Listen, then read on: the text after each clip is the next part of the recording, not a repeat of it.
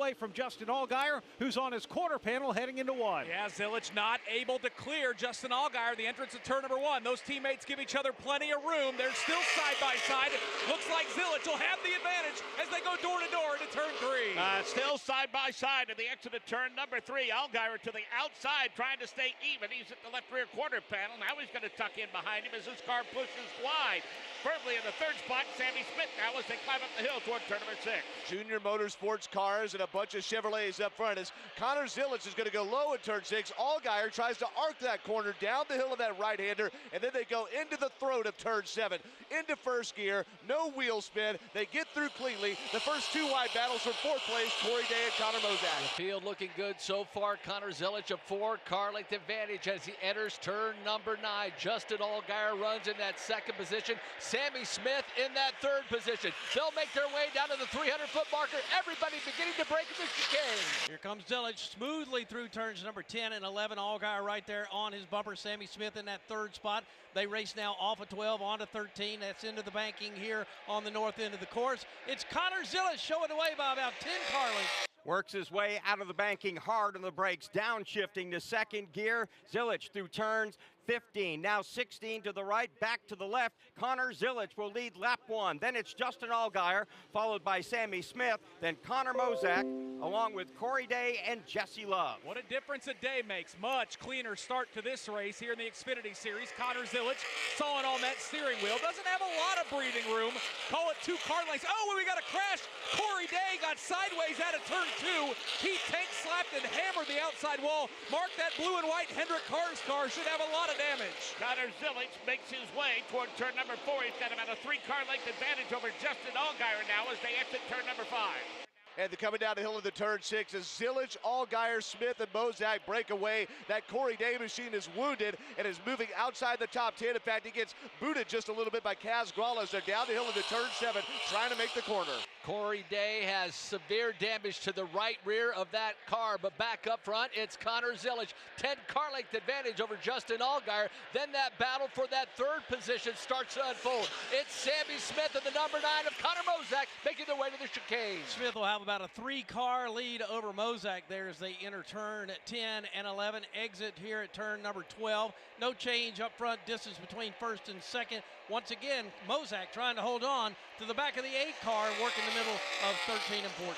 Big tire rub for Corey Day. We'll see if he comes on to pit road this time by as Connor Zilic and Justin Allgaier hit the front stretch chicane. Connor Mozak is trying to catch the rear deck lid of teammate Sammy Smith. Behind them, you also see Sam Mayer grabbing positions on the racetrack. He just got around Carson Kvapil for 7th. Yeah, a lot of good battles here inside the top 10 early on. It's still Connor Zilic, your race leader, Allgaier, Sammy Smith, and then Mozak. 5th is Jesse Love, and then that battle you talked about, Sam Mayer in that green and black Ford holding off in that 6th position back into 3. Battle for the third spot continues to be a good one. That's Sammy Smith. Connor Mozak, it works its way off of turn number 4. Then we work a little farther back, see Jesse Love all by his lonesome as all of those battles work their way toward turn number 5. Let's note that Sammy Smith is the 8th out of the 8 drivers entering this race, but still not many points below the cut line. He'd love some stage points here as he dives into turn 7. Connor Mozak, his teammate behind him, and a brand new car for Junior Motorsports there, but a team that's won a lot of road courses. Connor Zilic doing a great job in this early portion of this race, gapping himself from Justin Allgaier. We'll call it 15 car lengths as they make their way out of turn number 9. That battle for third has kind of broken off. Sammy Smith, 3 car lengths ahead of Connor Mozak. Yeah, top 4 cars really getting out in front of the 5th place car. That's Jesse Love just now getting into turn 10 through 11. Good battle right behind him. No change up front for those top 4 drivers. Here comes Mozak once again, trying to catch up to Sammy Smith. Corey Day has created a bit of a traffic jam. He was 9th going into that lap. He's lost a couple of spots to Eric Almirola and Austin Green, and right now Taylor Gray is now trying to pass him in the front chicane. He gets to the inside. Corey Day smokes the tires as he makes the right-hand turn back to the left, give Gray the spot. Then it's going to be Corey Day followed by Sheldon Creed, Austin Hill. And again, the issues for Corey Day a couple laps ago down here in turn 2. Got a little sideways, and these concrete walls will jump out and catch you. He hammered the right rear of that car. Now he's just trying to hold off that 00 car of Sheldon Creed all over the back of the Mark James in turn 3. That car has been smoking from that damaged right rear throughout the last couple of laps ever since he made contact. And again, he holds up Creed just a little bit. Austin Hill trying to track that twosome down now as they glide through turn number 4 and climb the hill. As the leaders exit turn 7, that battle that Corey Day was a part of, he's in front of him is playoff contender Nick Sanchez. And now a battle for that spot. 3 wide into turn 7. Austin Hill down low, Sheldon Creed up high. They go around Corey Day there as Day continues to lose spots. And he will continue to lose spots as that damaged car continues to tumble through the field. Nice battle right in front of them, that Sheldon Creed battle along with Austin Hill. They'll make their way out of turn number 9. On the way to the chicane, they're side by side. They stay side by side. Nobody giving an inch there. Talking about Austin Hill trying to get in and now does ahead of Sheldon Creed. Corey Day is in the middle of that one as well. Creed stays right with Austin Hill. Bottom of the racetrack in turn number 13. Over here to 14.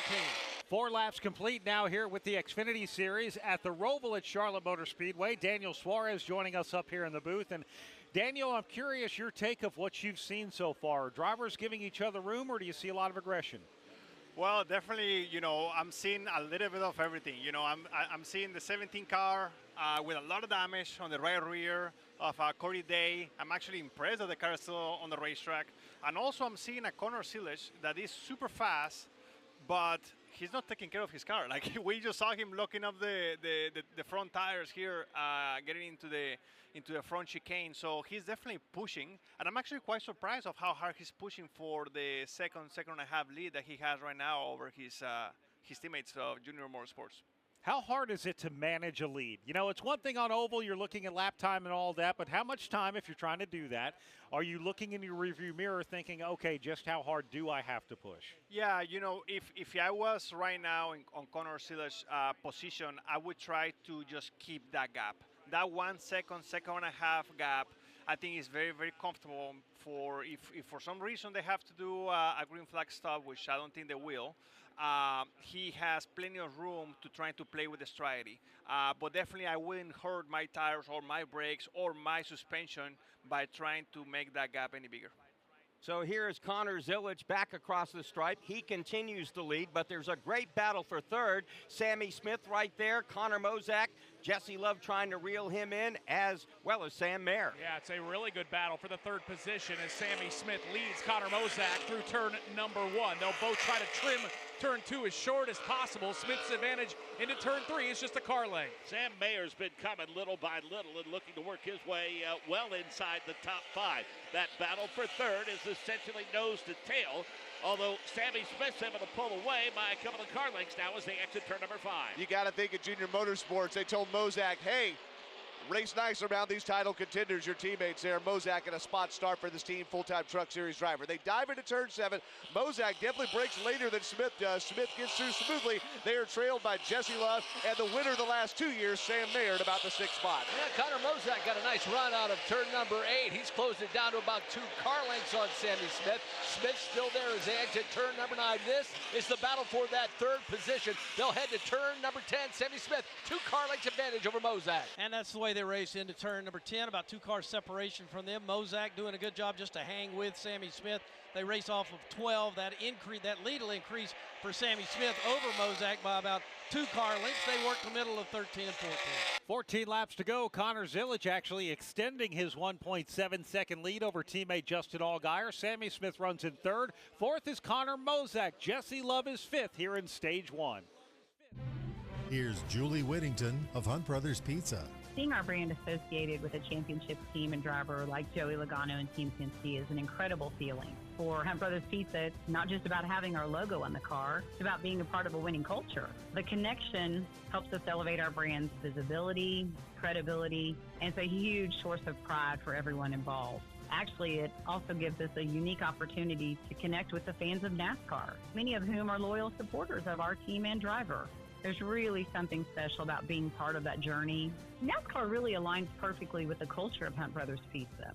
Both are all about passion, energy, and certainly a strong sense of community. Marketing a national brand like Hunt Brothers Pizza comes with its challenges, but being involved in NASCAR has brought a whole new level of excitement and opportunity to the table. This is Joey Logano, driver of the number 22 Ford Mustang for Team Penske. NASCAR Network Radio drives business. Sweepstakes fans, start your entries. Visit echopark.com/speedway to enter for a chance to win a Toyota Tundra, plus a brand new Thor camper. Visit echopark.com/speedway now to drive off a winner. From the Roval at Charlotte Motor Speedway, this is PRN, the Performance Racing Network. Get your NASCAR fix with PRN's Garage Pass. It's hard to just turn it around in 1 week, but I wouldn't be shocked if we did. I don't think the results have been what we have hoped for or expected, but I think the potential in the cars and the speed has been pretty good. You know, it's a big deal already, so that's a big positive for us. So I think now it's just about working together and getting better. I think the Penske cars are still elite when it comes to plate racing. Hi, I'm Mark Garrow, tracking the latest racing news every weekday. We all play a role in keeping our community safe. Every day, we move in and out of each other's busy lives. It's easy to take for granted all the little moments that make up our everyday. Some are good, others not so much. But that's life. It's when something doesn't seem quite right that it's time to pay attention. Because only you know what's not supposed to be in your everyday. So protect your everyday. If you see something suspicious, say something to local authorities.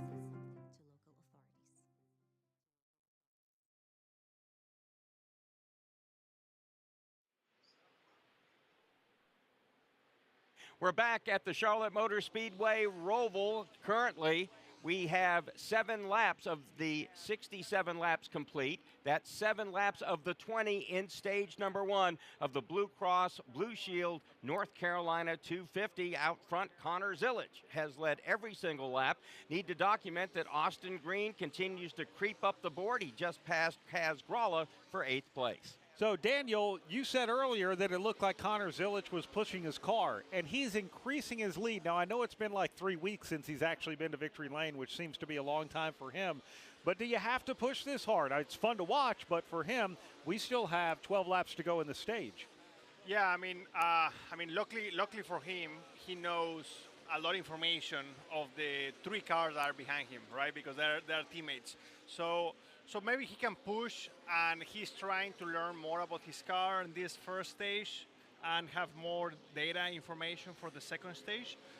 With that being said, like I said a couple laps ago, I saw him locking a tire here in the front chicane, and that's definitely something I wouldn't take a risk on when you have a couple second lead.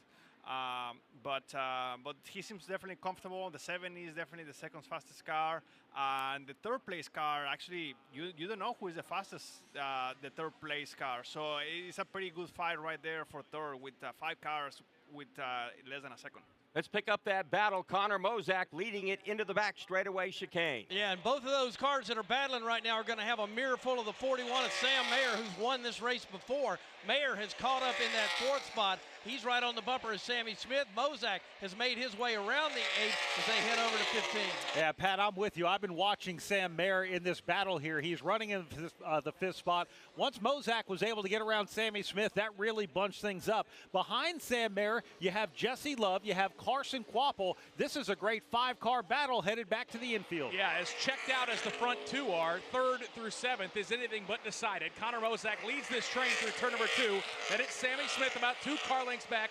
Mayer, Love, and Kvapil all there in turn 3. That started to develop the last time they went through this portion of the course. They got virtually nose to tail and started to fan out a little bit. But Connor Mozak in command right now by about 4 car lengths, leading all of those cars up the hill to turn number 5. This accordion stretched out a little bit when Mozak got around his Junior Motorsports teammate Sammy Smith for that 3rd spot. They're about 10 car lengths behind 2nd place Justin Allgaier, who's even more than that behind the leader, Connor Zilic. Right now, that train we've been talking about for 3rd, Michael Young, exits to turn 8. Yeah, good run for Connor Mozak. Sammy Smith able to hold on Sam Mayer. Mayer about 15 car lengths behind that Sam Smith machine. So Smith making his way in that fourth position. Still about a 4-car length advantage, but indeed Sam Mayer starting to close ground. Heavy braking area for this group we're talking about right now, and things tighten up quite a bit off of turn number 13 as they work their way up onto the banking of 13. Mozak with about a 5-6 car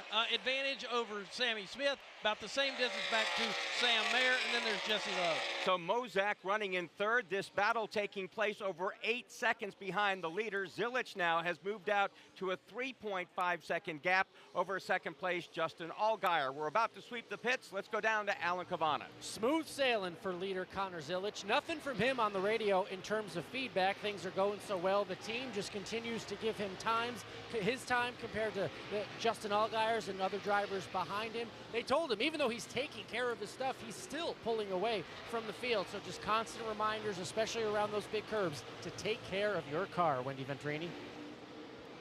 As for Justin Allgaier, he's running second right now. The left rear is the biggest issue for him in reports from the radio so far.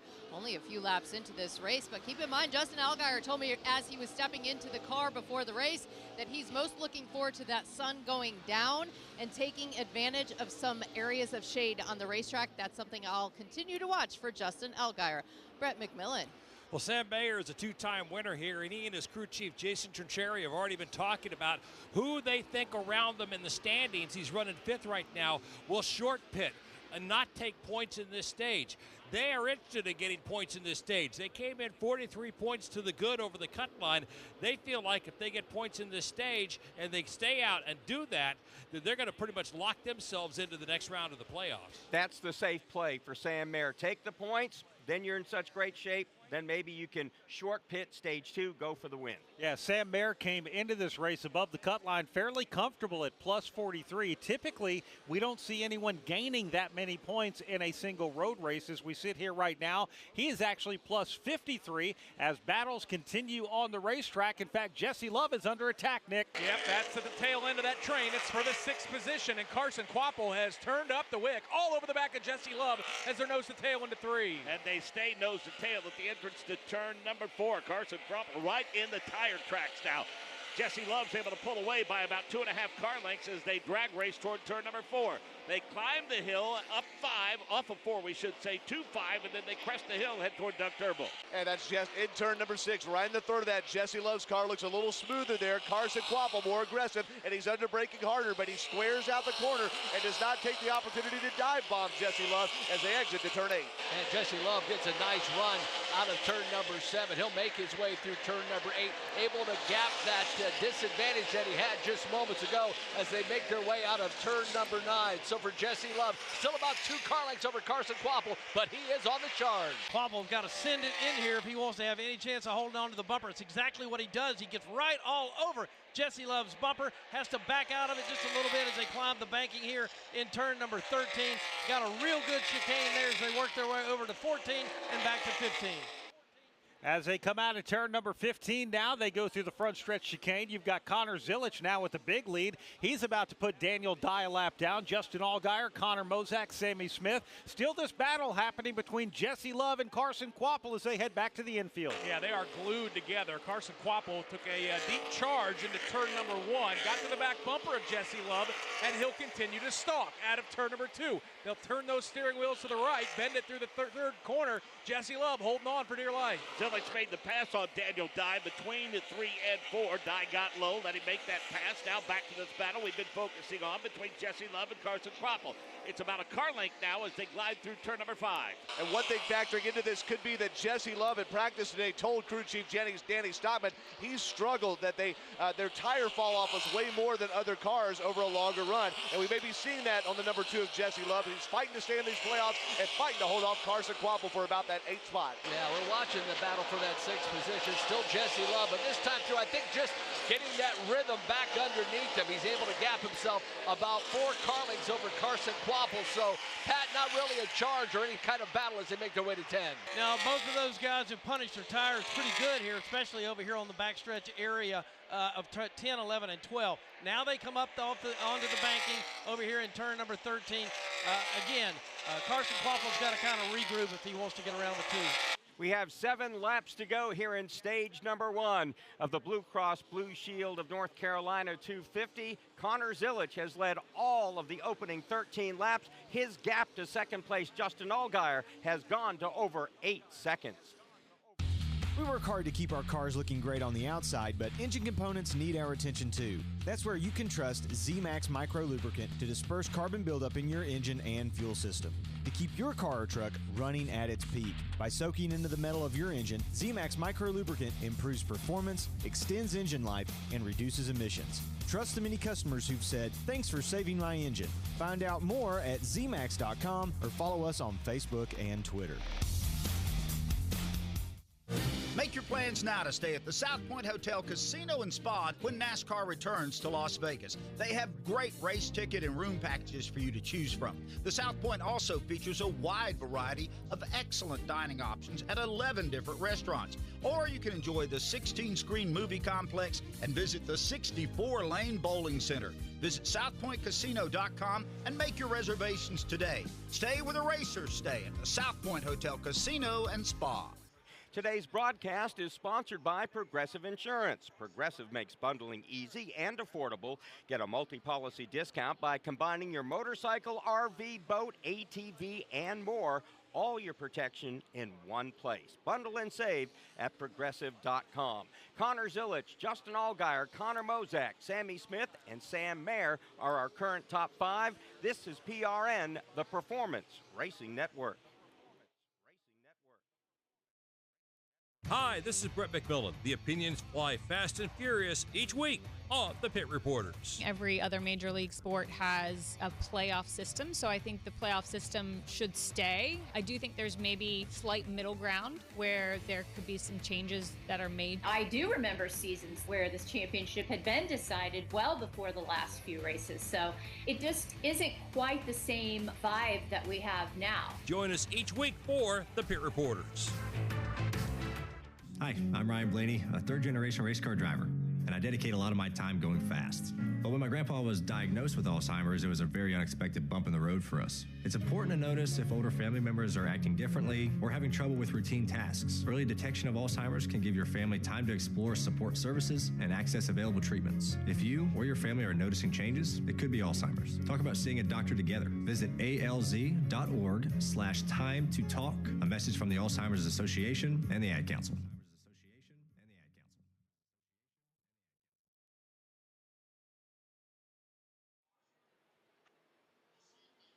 Caution number 1 here at the Charlotte Motor Speedway Roval. Mark James, what happened in front of you? Harrison Burton lost power coming off of turn number 3 and coasted into the opening at the apex to turn number 4. He couldn't get behind the wall because there's a lot of safety vehicles parked there, but it's right at the apex of the turn, and with everybody going too wide through here, certainly not safe for him to be parked there, but it's going to be quick. They're using the old push truck method to get him out of harm's way, and this may well be a short caution. Alan Cavanna. Unclear exactly what the issue is, but he says he has no battery power, no gauges. This had been happening over the course of a few laps. They were losing speed, losing time, losing power, and then eventually it just gave out. Again, the exact diagnosis, they're not sure, but no power for the 25 car right now. We now know one of the 4 drivers who's been cut from this round, Harrison Burton. Very true. Daniel Suarez, we were looking at Harrison Burton's car sitting there just on the outside of the apex of turn number 4. And it sat there for a little while. NASCAR was trying to see if he could get back under power, but you had a great observation about probably a missed opportunity for a lot of these teams. That's right, Brad. Definitely for sure, because, unfortunately for Harrison, he was, obviously he lost power over there in corner 4, but the car was parked there for almost a minute. And I felt like it was a great opportunity for some of these cars to pit right now and gain the track position and maybe stay out at the end of the stage and gain a lot of track position that way. But I didn't see many cars on pit road. Maybe I missed 1 or 2, but I think it was a good opportunity to be able to, cash the caution at the right time when you're on pit road. That would be great, and we might see a difference of pit strategy here when pit road does open up. It's not yet, but the cars are still making their way through the infield. We might still see some people short pit the stage, some people stay out for stage points, because we do expect to go green. We've got 5 to go here in stage number 1, but if you had taken that opportunity, you could literally bypass everything and come out the leader regardless. Totally, bro, because if you think about it, by the time that they go back to green, they're going to only have 2 or 3 laps max to the end of the stage. So I would take, all day long, 2 extra laps on my tires, but the track position, than just, following the leader. So if I'm outside the top 5, top 10, I felt like this was, unfortunately, a missed opportunity. Yeah, great opportunity as well. As the cars come around, pit road will open. I want to ask you about something you did earlier this week, Daniel. Our Senior Vice President and General Manager, Jerry Horn, was down at the drag strip, and he saw you there doing a photo shoot with Coca-Cola as part of the Coca-Cola racing family. What can you tell us? That's right, Brad. I'm a proud member of the Coca-Cola racing family. I'm heading into my 10th year with the Coca-Cola racing family. I'm one of the couple drivers that have been part of the Coca-Cola racing family since before I made it to Cup, since I was in the Xfinity Series. So super, super proud, super thankful to them. Yeah, it's always a lot of fun to hang out with all the Coca-Cola folks and also with the rest of the Coca-Cola racing family. Yeah, it is awesome. So that is great and wonderful that they support you, and certainly well earned with all of that. Well, the Toyota GR Super Pace car pulling the field through the banking. This is the entrance to pit road side of the racetrack, or what we would actually call turns 13 and 14. Connor Zilisch is leading the way, Mark, but is he going to come to pit road? They would be pitting if they do at lap 16. Remember, the stage ends at lap 20. Zilisch will lead a big parade of cars down the pit lane. Let's go to Alan Cavanna. Connor Zilisch, all the team told him is no mistakes on this pit stop right here. The only thing Connor wanted to know was how big was my lead by the end of that run. He's in his pit stall. They go around to the right side, putting the 2 tires on there, taking the tear off the front windshield, working around to the left side. A little slow, I got to say. Connor Zilisch will put the left side tires on. We'll see how this plays out. Still on pit road, through the front grill. Wendy Venturini. Justin Allgaier with 4 tires. Sunoco Fuel, the left rear was the hardest. He's already down and away. Will beat out Connor Zilisch. Also on pit road, Sammy Smith giving up that 4th place position for 4 tires and fuel. Brett McMillan. Connor Mozak came in, said the car started snug and got tighter. They had some trouble on the left rear during that stop. He had a 20.7 second stop. Also, when Eric Almirola said the car is not handling well at all, he got a 4 tire change and an air pressure adjustment. Alan Cavanna. Well, we know why that tire, that pit stop, took so long for the 88. On top of the multiple issues, they think they have a loose wheel. He's going to have to come back down. Who was the leader, Connor Zilisch, coming back to pit road. Whoa, big hit. That'll make it more fun, watching him charge up through the middle of that pack. It's going to definitely be more fun for us. I bet that right now he's not agreeing with us. But no, for sure. I think the 9 car, obviously that's the car I won with in Mexico City. So that car is going to be fast and it's going to be coming through the field. So Justin Allgaier had actually beat Connor Zilisch off pit road, which we documented. Now we know why. Thank you to Alan Cavanna. Nick Sanchez, playoffs contender. He actually stayed out, but a very minimal number of cars. Nick Sanchez came into this event -5 to the cut line. But, Mark, that's great you stayed out when everyone came down pit road. It's not great that almost everyone came down pit road and you stayed out. You have 5 cars that stayed out. You mentioned I was trying to remember who you just mentioned. We got behind Nick Sanchez, you got Matt DiBenedetto, Jeb Burton, part of that group of 5, Josh Williams in that group as well. I also believe the car of Parker Retzlaff in that group. So those 5 are on tires that are going to be remarkably older than everybody else, and they still have probably 2 laps to try to hold on to some stage points. I don't know. Yeah, it's going to be a very long shot for Nick Sanchez to be able to pull this one off because they have still a few laps to go to the end of the stage, and the tires are only on the 3rd row. So the tires are going to be right in your rear bumper probably before you end up the first lap. So it's going to be tough. But at the same time, I'm actually very surprised that more people didn't try. Yeah, I was expecting a Sammy Smith or some of these guys that are really battling for points. But it ended up working out great for Sammy, pitting 4 tires and still inside the top 10. So when they take the green flag, there'll be 17 to go, or 17 down, 3 laps to go in this stage. And Pat Patterson, they're kind of grouping up now in front of you. Yeah, they are. They're just now entering into turn number 10. And as you look up there, Connor Mozak and Sam Mayer, Those cars are up front here to restart this one. You've got a whole bunch of guys back here that are been really fast so far, that they worked their way out of the into turn 13 and headed over here to 14. It's going to be great, guys, to see exactly what tires means here when they turn them loose.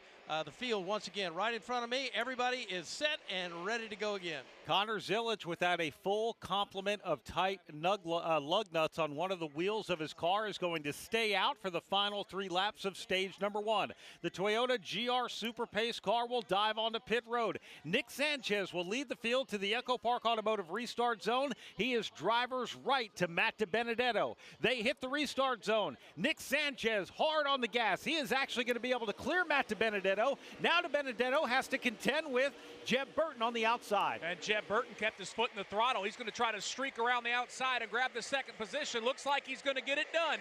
Nick Sanchez leads the field through turn 2. Now Connor Zilic is up on the steering wheel. He'll poke his way to third. As the leaders make their way into turn number 4, that is Nick Sanchez with about a 3-car length advantage already. But here comes Burton. He's involved in a drag race that he's going to lose at the entrance to turn number 5. How in the world is Connor Zilic already to second? He only restarted about 6. That's why. Nick Sanchez down the hill in turn 6. Here comes Zilic. He's going to outbreak him into turn 7. He arcs high. He looks low. There's a dive bomb under him with Jesse Love. Justin Allgaier behind him, and it's 4 wide behind them.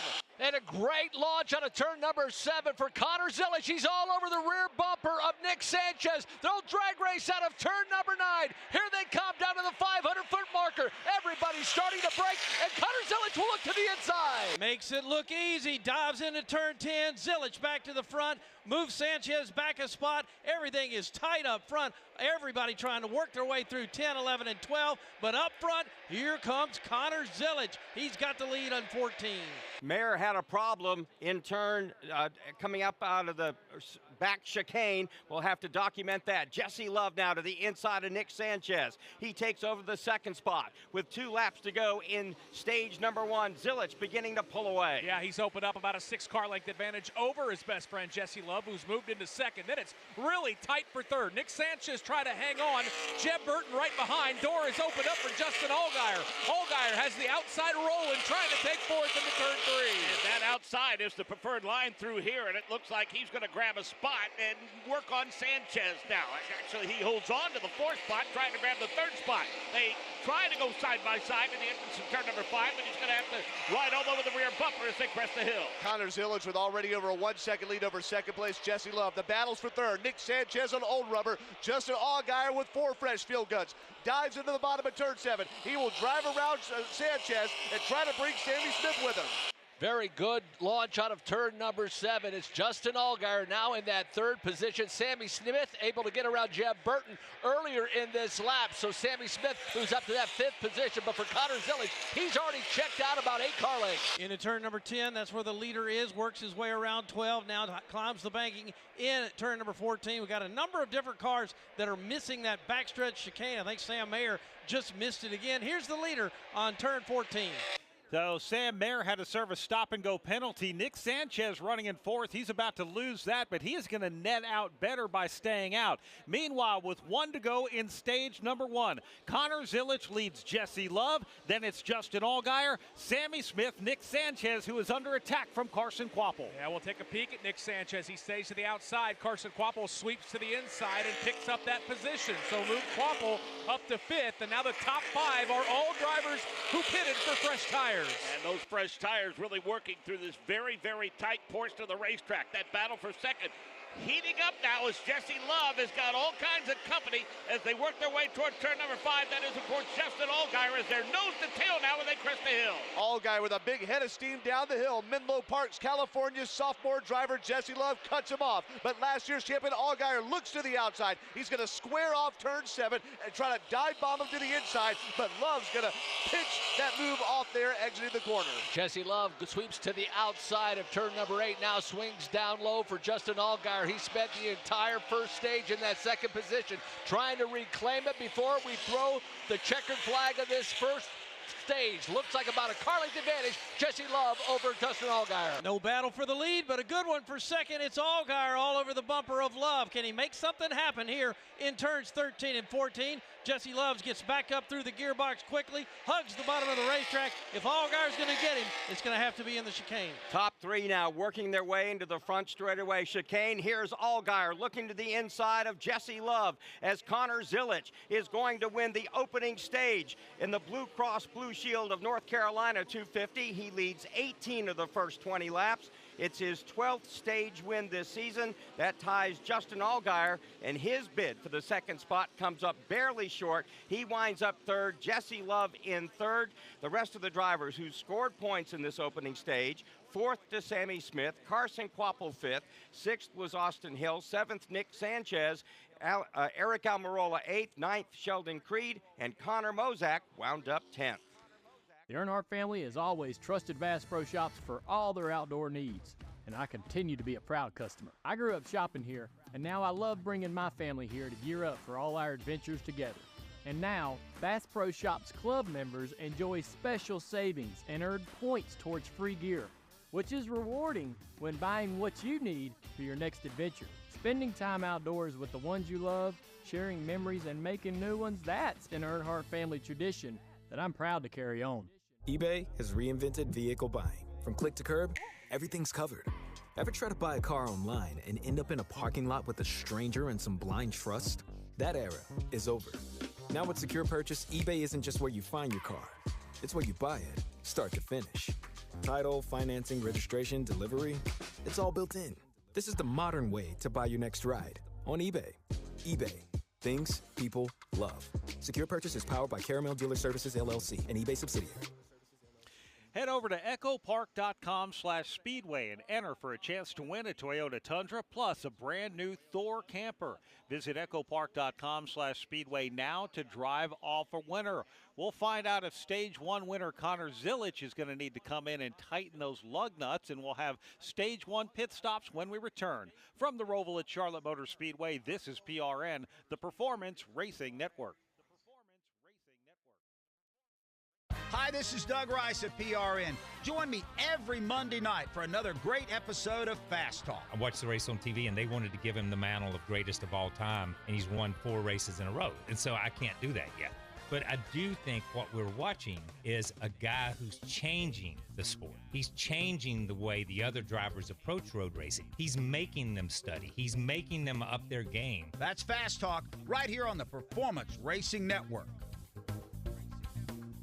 Local radio brings people together like never before. It's a beautiful hometown weekend out there. We've got your local stations keep you informed and involved with music, talk shows, and real-time news updates you can trust. We are live and local. We are America's broadcasters, connecting you to what matters most. Text radio to 52886 and tell Congress to support your local radio stations. Message and data rates may apply. You may receive up to 4 messages a month, and you may text STOP to STOP. This message furnished by the National Association of Broadcasters.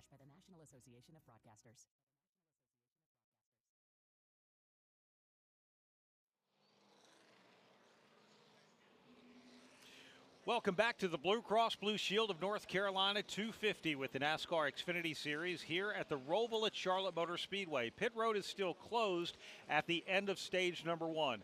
One thing we do know is that Nick Sanchez will likely have to pit. He stayed out and did not pit. What we don't know is what's going to happen with Connor Zilisch, the winner of eBay stage number 1. Swapping out your tires, there's nothing like it. With eBay, you find the feel you're looking for, from smooth highway rides to grip for rough terrain. Get all the tires you need at prices you'll love. eBay, things people love. So updating the points as of the end of stage number 2 and prior to the pit stops.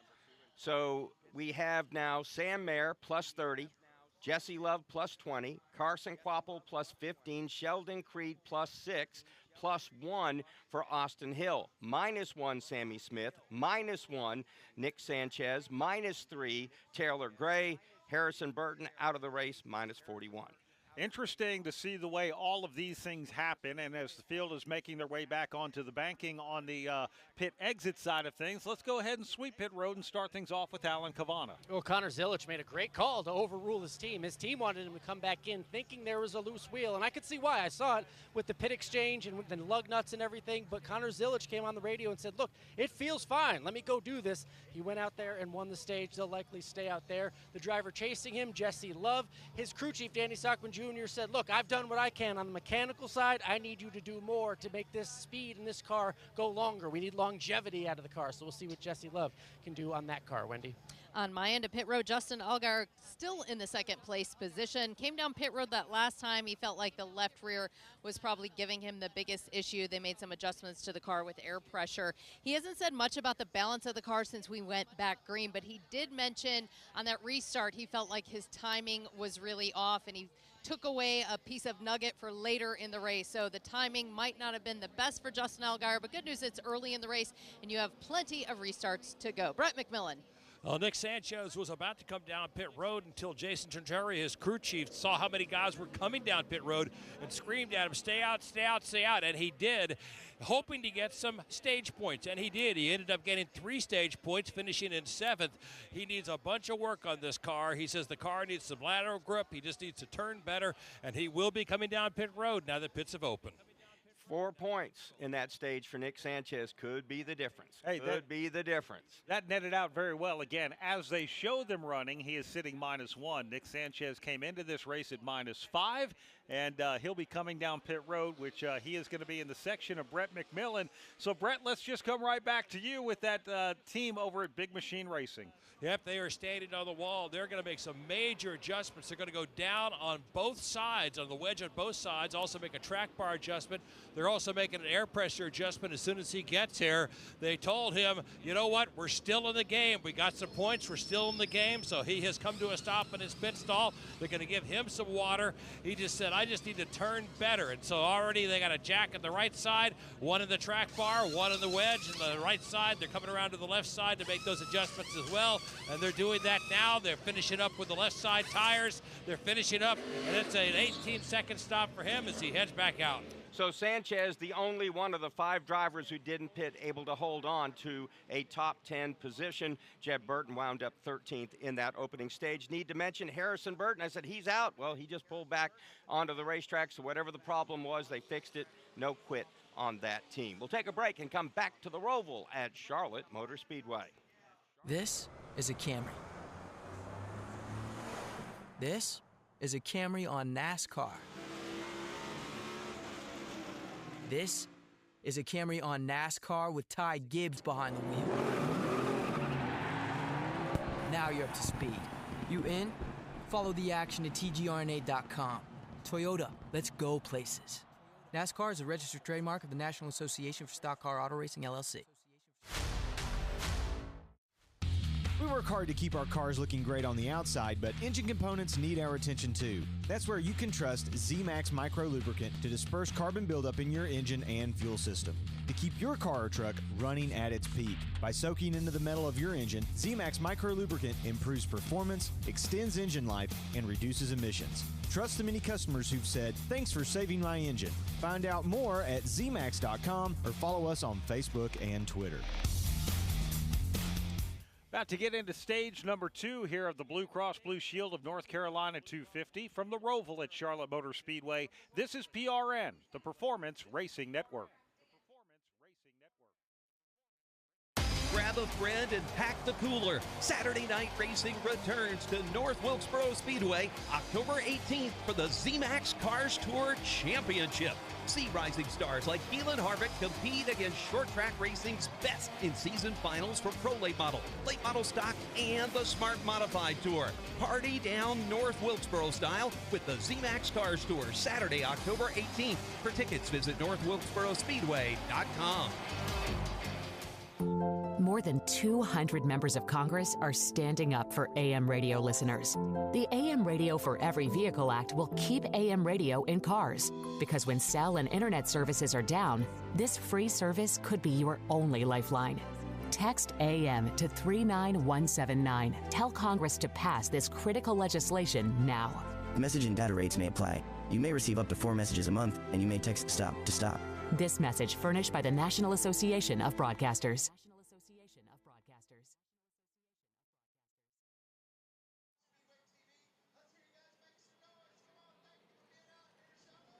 Welcome back to the Roval here at Charlotte Motor Speedway. Brett McMillan tells us Nick Sanchez, who stayed out longer than just about everyone, had tires going down to the cords in the first 20 laps. Let's give you a leaderboard update brought to you by State Water Heaters. When you need a water heater, make sure you get a State. Visit statewaterheaters.com to find a professional installer near you. Connor Zilic is our leader. Jesse Love second. Justin Allgaier third. Sammy Smith is fourth. Fifth, Carson Kvapil. Austin Hill sixth. Seventh, Eric Almirola. Sheldon Creed eighth. Ninth, Connor Mozak. 10th, Christian Eckes. Sam Mayer runs in 11th. 12th is William Sawalich. Austin Green is 13th. 14th, Daniel Hemrick. Taylor Gray 15th. 16th is Alex LeBay. Brandon Jones runs 17th. Josh Balicki 18th. 19th, Dean Thompson. And Ryan Ellis in 20th. Leland Honeyman is 21st. 22nd, Sage Karam. Jeremy Clements 23rd. Then Kaz Gralla 24th. 25th, Daniel Dye. Corey Day 26th. Jeb Burton 27th. 28th, Nick Sanchez. Brendan Poole 29th.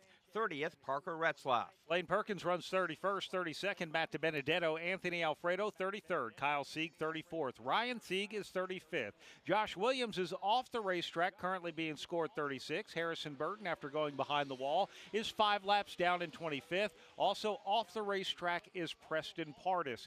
Daniel Suarez, we saw that we had some tires going down to cords. You said you experienced the same in your Cup car in practice and qualifying. Now the sun's going down, things are cooling off. How is that going to affect tire wear?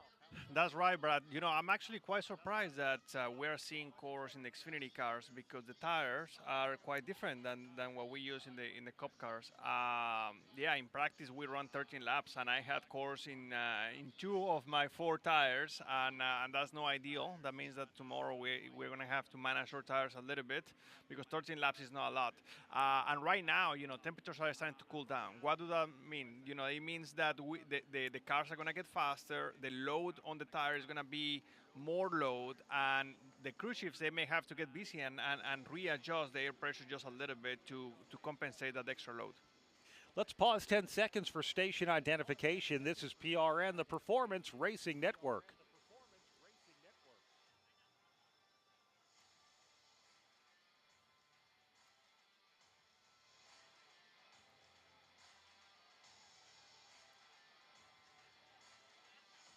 Welcome back to the Roval at Charlotte Motor Speedway. Alongside Daniel Suarez and Mark Garrow, my name is Brad Gilley. Joining us on pit road, Alan Cavano, Wendy Venturini, and Brett McMillan. In the turns, Nick Yeoman, Mark Janes, Doug Turnbull, Michael Young, and Pat Patterson. And we're about to get into stage number 2. Pat Patterson, how they looking behind that Toyota GR Supra? Got a bunch of Chevys up here ready to start this one. Up here in the front, Jesse Love. Alongside, of course, Connor Zilic. Justin Allgaier is there with his teammate Sammy Smith. Austin Hill's up here. Here goes the pace car. We're about to hit the restart zone. And that is the Echo Park Automotive Restart Zone. Every car, happy owner, Echo Park Automotive. Zilic now will lead them into the Echo Park Automotive Restart Zone. Green flag is back out. Jesse Love tries to hang to his inside. Can't do it. Zilic will lead them to turn 1. Boy, what a restart for Connor Zilic. Not only grabbed the lead, but was able to get to the inside line to seal off Jesse Love. Love runs in second. Back to front, 6 cars immediately got single file. Nice and tidy, Mark James, into turn 3. Yeah, kind of rare on a restart, really, to see so many cars going single file, but it makes for a pretty cool picture as they roar out of turn number 4. It is all Zilic by about 6 car lengths already over Jesse Love and company. Sammy Smith trying to keep pace as they crest the hill. Let's see if Love can maintain speed deeper to run. He struggled with that in stage 1 as the top 7 or 8 cars are single file. First 2 wide battles, Connor Mozak looking to the outside of Christian Eckes as they dive into turn 7. Austin Hill in front of them's taken. Carson Kvapil 2 wide too. Everybody looking good as they make their way through turn number 8. Again, Connor Zilic, your leader, about a 10 car length advantage over Jesse Love. Then it's Sammy Smith, Justin Allgaier. That battle on is for that 5th position as they make their way out of turn number 9. It's Kvapil, it's Austin Hill, and they're in turn 10. Here's Zilic now leading the way. Lights are on here at the racetrack. Connor Zilic trying to turn the lights off on the field right now as he stretches his lead out by about 15 car lengths over second place. Connor Zilic leads Jesse Love, then it's Sammy Smith and Justin Allgaier. Up next, we see Austin Hill. Then we see a side-by-side battle coming to the front stretch chicane. It looks like Sheldon Creed is going to win that battle over Carson Kvapil, but here comes Eric Almirola in his Toyota as the field heads back into one. Yeah, this is all happening from about 5th on back. Austin Hill holding off Sheldon Creed by about a car length. Boy, getting sideways is Carson Kvapil. He's trying to hold off Eric Almirola. Those 4 cars will tussle into turn number 3. Almirola and Creed restarted side by side, but Creed got a much better restart. And he has got a whole line of cars working with him. We look a little bit further back. A car that has been fast through that first stage is Sam Mayer. He's starting to pick off spots. He's all over Kvapil now at the setup at turn number 5. And that's in the back of the top 10. On the inside of Connor Mozak goes Sam Mayer. Up front, Connor Zilic has got 2 car length advantage over Jesse Love, but it is a tight 4-car train, Michael Young, as they exit toward you through turn number 8. And again, for Connor Zilic, just what we've seen this entire race. Dominance, especially on the starts and restarts. Doing a fantastic job making his way out of turn number 9. 18 car lengths over Jesse Love. Then it's Sammy Smith, Justin Allgaier, Austin Hill, and Sheldon Creed on the move. Top 5 cars now smoothly through turns 10, 11, and 12. Everybody nose to tail and spread out all the way back through the top 20 cars. Here's the leader once again halfway between 13 and 14. Connor Zilic off the banking down into turn 15. Heavy braking down to second gear now as he works his way through the hard right-hander. He continues to lead. Jesse Love in second has been able to open up a small gap over Sammy Smith, but he's got his hands full with Justin Allgaier. Yeah, Sammy Smith not as lucky as Justin Allgaier, who has been very strong. Started on the front row, is starting to hound his younger teammate at the exit of turn number 1. Smith in that red, white, and black car trying to hold off as Allgaier gets a little sideways exiting 2. Right on the back bumper is Smith into 3. You know, they're working awfully hard at trying to catch that car of Jesse Love. They pulled within 4 car lengths, but there is a car very, very slow to the inside at the crest of the hill at the setup at turn number 5. And then as we look and see where that is there, Connor Zilic out front has got a really big lead there. Want to point out outside the top 20, Nick Sanchez, who had tried to win stage number 1 there, has been bouncing off of cars and smoking up tires a lot. We'll see if he can. There is Josh Williams to stop there on the racetrack, and the caution comes out. That'll be the 3rd caution here in the Blue Cross Blue Shield of North Carolina 250. Josh Williams' car just simply stalled in that section of racetrack. And Connor Zilic leads Jesse Love and Sammy Smith. And honestly, Mark, I think Sammy Smith was able to maintain 3rd by the grace of having a teammate in Justin Allgaier behind him. It could have pushed him a little bit harder, taking more chances. We'll take a break in the Blue Cross Blue Shield of North Carolina 250. We return to the Roval right after this. William Byron battling for the lead here in the WERT 400. He drives off at turn number 4, and he's got the lead. This is William Byron, driver of the number 24 for Hendrick Motorsports. NASCAR Network Radio drives business. Keep your ride running strong with B-Pro Auto Parts for most makes and models. They're dependable, affordable, and guaranteed. Check them out at bproautoparts.com or ask for them by name. And we're back with the action. Coke Zero Sugar might be the best Coke ever. That's right, Jim. With an irresistible taste and zero sugar, Coke Zero Sugar is a must-try for any sports fan. So make sure you... Wait, Jim, I didn't mean try it right now. We're still on the air. Best Coke ever? Take a taste, Jen. Really? No, not right now, Jen. We got a game to call. Under the 3rd yellow flag, still 13 laps to go in stage number 2 for this Xfinity Series race here at the Charlotte Motor Speedway. This is PRN, the Performance Racing Network. No one's paying me to say this, but you've been our lifeline. We have no internet. We have no TV. We barely have cell service. I don't know how I'm able to get to you. My Wi-Fi is not working. And I have a radio, and I finally got power on, and I have it plugged in, and I could hear you. You're the only station I can get in. Wow. Well, I'm glad we're here. So, wow. The report that we got was that a severe tornado was heading right toward us. But I just want to commend you gentlemen for the job that you're doing, for keeping us informed. I just wanted to say thank you for being on the radio and guiding us to, where we can get help. I just want to tell you, the first thing I heard was your voices the next morning. Oh, shoot. And it made me cry. The comfort of hearing your voices. My respiration, perspiration, and aggravation are sky high, but you guys have been the guiding light. Your local AM station makes a difference.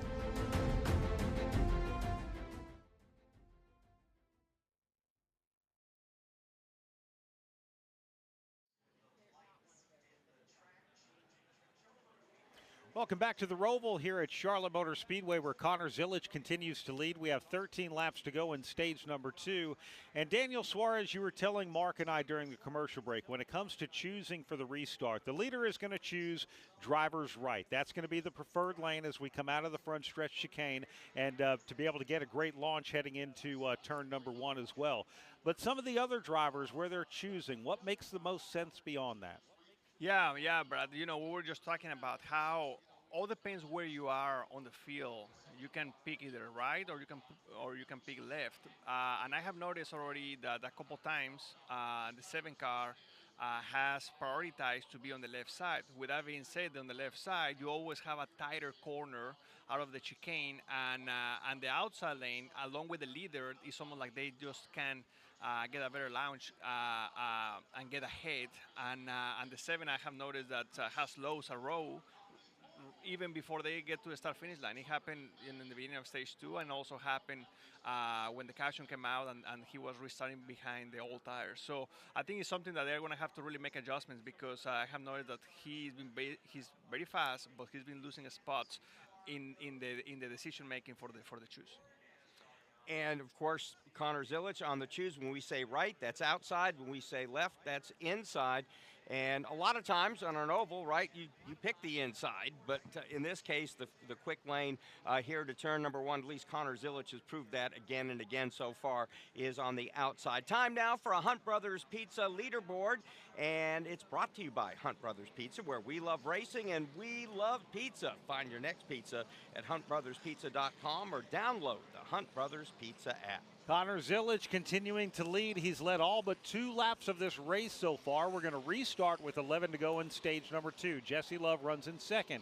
3rd is Sammy Smith. 4th, Justin Allgaier. Austin Hill 5th. 6th, Sheldon Creed.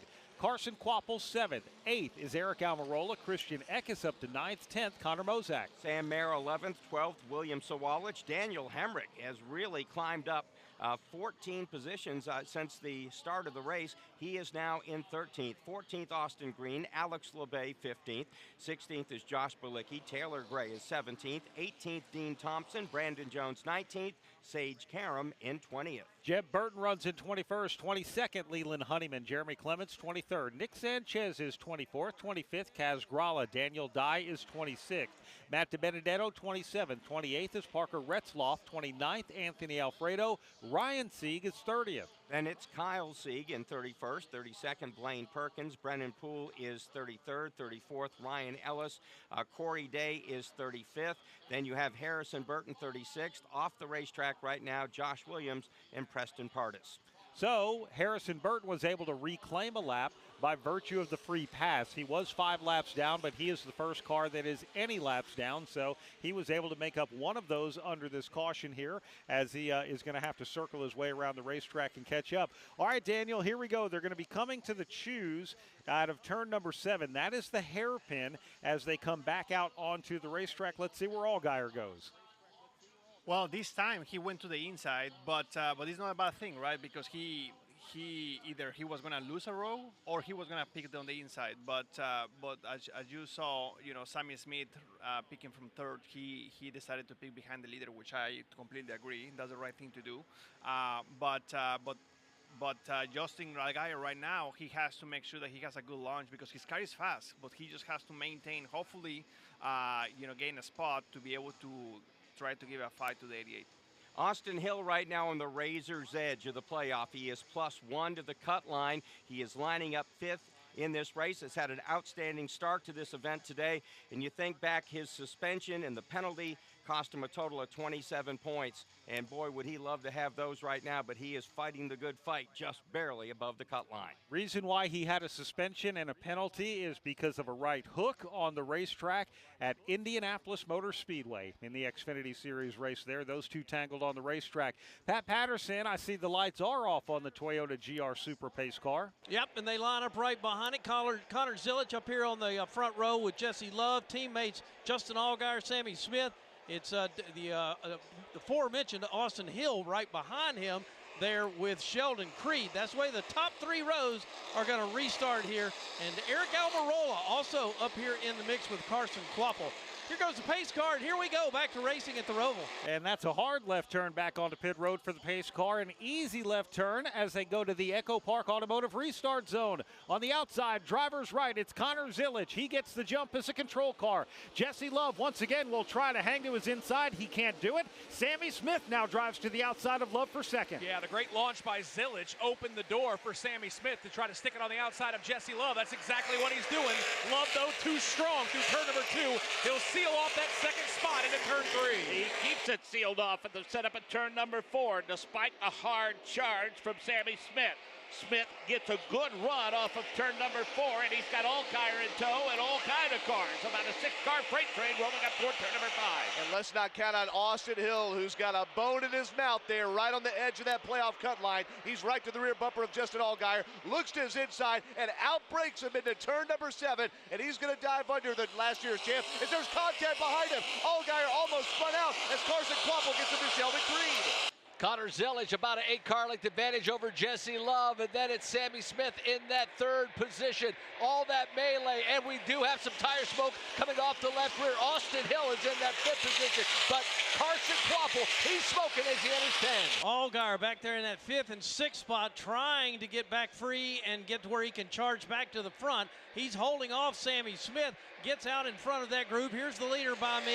Allgaier now pulls away of that very intense group he was running with. Top 4 cars have broken away a bit from Justin Allgaier. Behind him, a snarling pack making their way into the chicane. Sheldon Creed to the inside of Carson Kvapil. He overpowers him in turn 16. Then it's Kvapil. Connor Mozak looks to his inside now as they dive into 1. Yeah, Creed and Kvapil already traded a little paint down in turn number 7. Now they find a little separation away from each other as Sheldon Creed chases away, although looks like there's a right front rub on his car as well as they all streak back into 3. And we'll take a peek at that, but we'll also see that the battle for second starting to heat up a little bit. While we say that, Jesse Love starts to pull away a little bit from Sammy Smith. Sheldon Creed has a bit more breathing room now over Carson Kvapil as they exit turn number 5. Second, third, and fourth in this race. We're entering the race at or below the cut line. Jesse Love in second, Sammy Smith in third, Austin Hill in fourth. About a car length separates each of them as Justin Allgaier's recovered from trouble the last lap, and he's sitting there in 5th. Carson Kvapil and Connor Mozak, they're the ones battling right now. That's further back in this field around that 8th position. But for Connor Zilic, he's already got a 10-car length advantage over Jesse Love. Yeah, watching Sam Mayer behind that group you're just talking about. He's trying to hold a position door to door right now. He goes in with Connor Mozak. That's a good race between those two. Mayer gets the advantage there and moves on. They're stacked up about 7 back from there. Connor Zilic stretching his lead is actually going to force the hand of those who want to short pit this stage as to what lap they can do it before the green and white checkered flag. He leads Jesse Love, then it's Sammy Smith, Austin Hill, Justin Allgaier, Sheldon Creed, and then Carson Kvapil trying to hold off Sam Mayer as they head back to 1. Yeah, best bit of action is just outside of the top 5, and I think it's around that Carson Kvapil number 1 car. He's trying to hold off the hard-charging Sam Mayer, who just picked off Connor Mozak a lap ago. Mayer now trying to catch Kvapil in the 3. Sam Mayer may be somebody that hangs around that top 7 or 8 that all of a sudden hits the button depending on the strategy around the end of those stages. We may find him among the top 3. His car is that fast as Carson Kvapil knows because he's all over him now as they slide up toward turn number 6. Yeah, they're coming up and down the hill through turns 5 and 6 here. It's Carson Kvapil there in that 7th position trying to hold off the winner of the last few years, Sam Mayer. Mayer's going to dive to his inside but can't make the nose go trio there, so he gets back in line as they exit to turn 8. Carson Kvapil, Sam Mayer still battling Carson Kvapil. Every now and then you'll see a puff of smoke coming out of that right side of that car. Gets a good run out of turn number 8, now makes his way through turn number 9. Sam Mayer not able to close that ground. A lot of smoke out of that right rear. A little bit further back there, Christian Eckes has picked up some spots now as they work through 10, 11, and 12. That's the battle back there well beyond the 10th spot. They race right in front of me. There goes the leader, and second and third. All of those cars about 15 car lengths apart. All of this happening now, 8 laps to go in stage number 2. Daniel Suarez, we're talking about Carson Kvapil having a tire rub. Can you feel that? Can you hear that in the race car? You know, that's a very good question, Brad. You know, sometimes it's just very difficult. Sometimes you can actually see it before you can actually feel it. And when I say see it, is the smoke, right? And actually you can smell it as well. But for Carson Kvapil, I don't think the rub is bad enough. That's something great about these Xfinity cars, that the composite bodies they give in, right? And I believe that the rub is not big enough. Honestly, if the tire of the 17 car earlier today didn't blow up, I think Carson Kvapil is gonna be fine. Good enough. Alan Cavanna, let's go to you down on pit road. You're covering that number 1 Junior Motorsports car. They saying anything about that tire rub?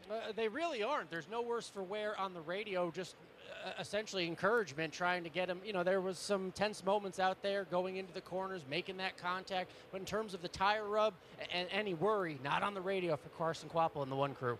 So Connor Zilic continues to just drive away. The gap now over 3 seconds back to Jesse Love and growing. And then you have 3 or 4 car lengths now back to Sammy Smith, maybe 10 back to Austin Hill, but he's got somebody looming in his rear view mirror as they dive into the chicane here on the front straightaway. Turn 15 now, Allgaier takes a peek to the inside. In 16, the door's shut. Austin Hill still holds on to 4th, but he's got company in turn 1. Yeah, it's a nice rebound for Justin Allgaier. He got roughed up a little bit when we went back to Green Flag Racing, dropped a few spots, now starting to charge back to the front. He is all over Austin Hill through turn number 2. They look like one car headed towards me. Allgaier right up underneath the back bumper of Hill Chevrolet. Austin Hill has moved forward in this stage for sure. Justin Allgaier wants to kind of stem that tide a little bit. Meanwhile, pretty good battle that Sheldon Creed is leading just behind them with Carson Kvapil in the mix. Also the 41 machine of Sam Mayer. Both those battles crest the hill in turn number 5. That's a trio battling there just outside the top 5 for the 6th position. It's Sheldon Creed there leading Carson Kvapil. Also, as Kvapil smokes his tires, Justin Allgaier trying to work around Austin Hill. He tried to, then lost that spot, Michael Young. Austin Hill goes down low, and Justin Allgaier will fall in behind. Again, that's that battle for the 4th position. Here comes Austin Hill. Justin Allgaier will look to the inside. Has a nice run down into turn number 10, but will tuck back in behind. Can't take advantage this time. Can't outbreak the 21 car we're talking about. Justin Allgaier stays right on his bumper. He'll regroup and try it again when they get back over to the front stretch. Behind Allgaier, it's a long way back to Sheldon Creed, who's trying to hold off Sam Mayer. Also in the mix, Carson Kvapil and Connor Mozak. 6 laps to go in stage number 2. If anyone's going to short pit, we'll find out when we come back to the Roval here at Charlotte Motor Speedway. As America's #1 motorcycle insurer, Progressive has your back. Oh, like replacing my bike in case of an accident? Progressive's total loss coverage can help with that. Great. And you also agree with me that my riding club should ride to the aquarium instead of cruising around a mountain, right? Actually, we just do insurance. We don't vote in riding clubs. Nice. 2 votes for the turtle exhibit. To be clear, Progressive has your back for insurance only. So get a quote and see if you can save. What are you, some kind of turtle hater? Progressive Casualty Insurance Company and affiliates. Covered subject to policy terms, limits, and conditions. eBay has reinvented vehicle buying. From click to curb, everything's covered. Ever try to buy a car online and end up in a parking lot with a stranger and some blind trust? That era is over. Now with Secure Purchase, eBay isn't just where you find your car. It's where you buy it, start to finish. Title, financing, registration, delivery, it's all built in. This is the modern way to buy your next ride on eBay. eBay. Things people love. Secure Purchase is powered by Caramel Dealer Services, LLC, an eBay subsidiary. Bass Pro Shops voted America's best outdoor retailer. Your adventure starts here. From the Roval at Charlotte Motor Speedway, this is PRN, the Performance Racing Network. My fiance is a veteran. I did tours in Korea, Germany, and Bosnia before I got injured. When Yusuf got out of the military, he needed help getting his disability benefits. Luckily, DAV came to the rescue. They fought for me the same way that I fought for my country. Every year, DAV provides life-changing support to more than 1 million veterans. My victory is never giving up and finding more ways to serve. He's pretty amazing. Support more victories for veterans. Go to DAV.org. Hi, this is Doug Rice at PRN. Join me for another great episode of Fast Talk. We have NASCAR Hall of Famer Kurt Busch. What does a much older, wiser Kurt Busch want to tell Carson Hocevar? Well, let's bust out all the VHS tapes, and you can watch all my mistakes. Try not to do those, Carson. I like what he's doing. He's learning, and he's putting his time in up front. That's Fast Talk right here on PRN.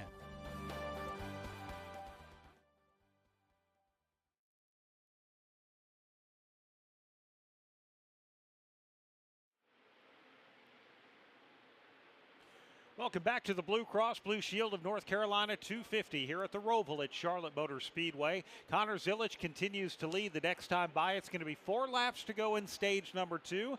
And Mark, we're hearing pit road is about to open up this time for the teams that want to short pit the stage and try and get the advantage of a better starting spot when we get to the final stage. I think they're talking about points right now and trying to move up the ladder. Nobody's got anything for Connor Zilic at this point. What do you think, Daniel? Yeah, you know, Mark, I think that's a great point. I think the 88 definitely has full control of the race. The only car that, in my opinion, can have a chance, I don't think it's as good as the 88, but can have a chance if he can figure it out, restarts is the 7. The 7 has good speed, and I believe that if he has an opportunity to, for some reason, get ahead of the 88, maybe he can give him a run for his money. Brandon Jones, the first one called to pit road. He's already guaranteed to advance to the round of 8 with his win at Kansas Speedway. Brett McMillan, he's coming to you. And he's been pretty happy with the car. He'd just like to move up a few more spots. He has come to a stop in his pit stall, and he feels pretty good. They got our tear-off is gone. They've got around to the right side of the car. He'd like to be freed up just a little bit. They're going to give him a chassis adjustment to do that. They got one tire. They picked it up just in time. Left side of the car, tires are on. Car is now dropped, and he pulls out. 19-second stop for the 20 car. Connor Zilic again has driven away from everybody. Next time by, it'll be 3 to go. So what does Connor Zilic do at this point? That's a big question. He can stay out up until almost 2 to go. That's when pit road closes, and with this giant lead, he's going to be able to do that. Now, anyone behind him, including Jesse Love, because when Connor Zilic crosses the start-finish line with 2 to go, it is going to close pit road. That is almost the advantage that Zilic has now from 4th place. This is where it all starts. Justin Allgaier is going to come in. This is going to be his opportunity. Wendy Venturini, the reigning champ, is headed your way. Yeah, there was strategy whether they should pit now or at that stage break. He feels like track position is premium here at Charlotte tonight. He comes to a stop directly in front of us. They hand him a water bottle. The tear-off comes up. Tires going on the right side. Sunoco Fuel, 1 can in, 2 cans in.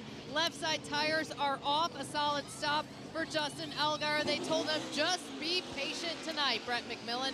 Connor Mozak is in. He's getting a 4-tire change and an air pressure adjustment. Also in Nick Sanchez. He had to pull around another car to get into a spot, just barely did. He's been pretty happy with the car. Feels like they're running top 10 times. He just needs track position. They're finishing up on the left side for him. A little bit of trouble on the left front. Finally, and now the left rear is slow. A 16-second stop and a jack. He almost pulled the jack down pit road. It's spinning down pit road about another 2 pit stalls. That will probably be removing equipment. Alan Cavana. Taylor Gray in my section on pit road fighting for his playoff life. He just can't seem to get on the track from out the infield. He needs better drive off 4 tires for Taylor Gray as they're looking to score those points. And as I say that, Connor Zilic hits pit road. This is the leader. Huge gap behind him. We'll see if anyone follows. Jesse Love not going to follow him. And Connor Zilic pulling into his pit box right now. Remember, the first pit stop wasn't exactly what they wanted. Worried about a loose wheel. But they go around to the right side. Looks clean. They take the tear off. They run around to the left side, trying to have as smooth of a stop as possible. The left side tires go on. Lug nuts on. All off pit road for Connor Zilic. So Jesse Love inherits the lead, followed by Sammy Smith, Austin Hill, Sheldon Creed, Carson Kvapil. They all need those stage points. They've got to take the stage points, give up some track position.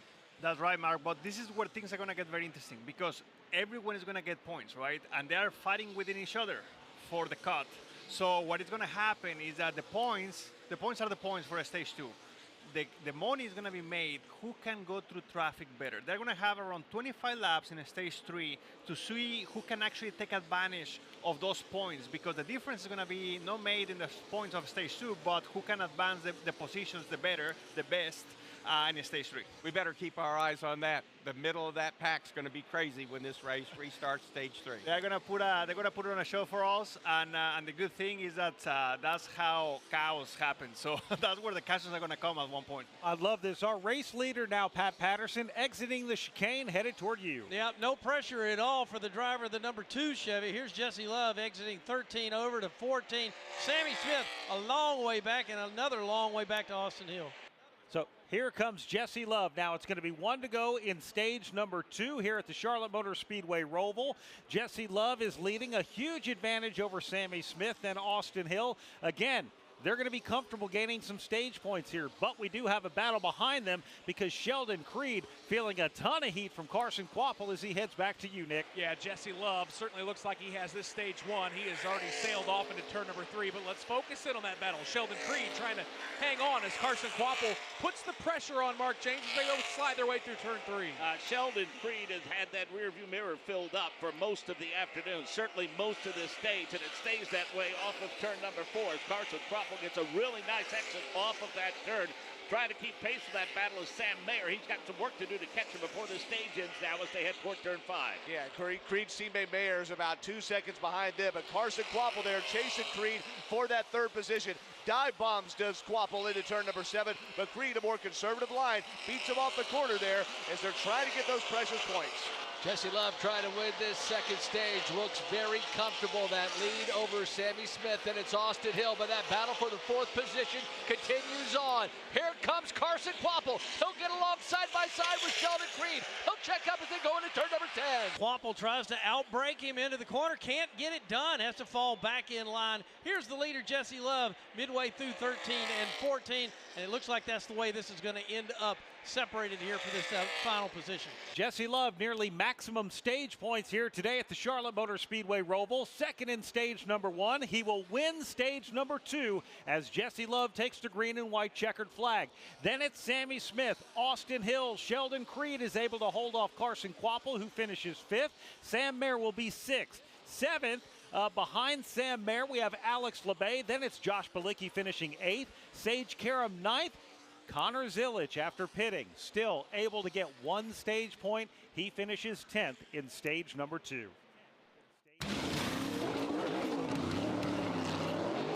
From fueling NASCAR champions on the track for over 20 years to innovating 94 octane, the highest octane on the market. Performance is what Sunoco does.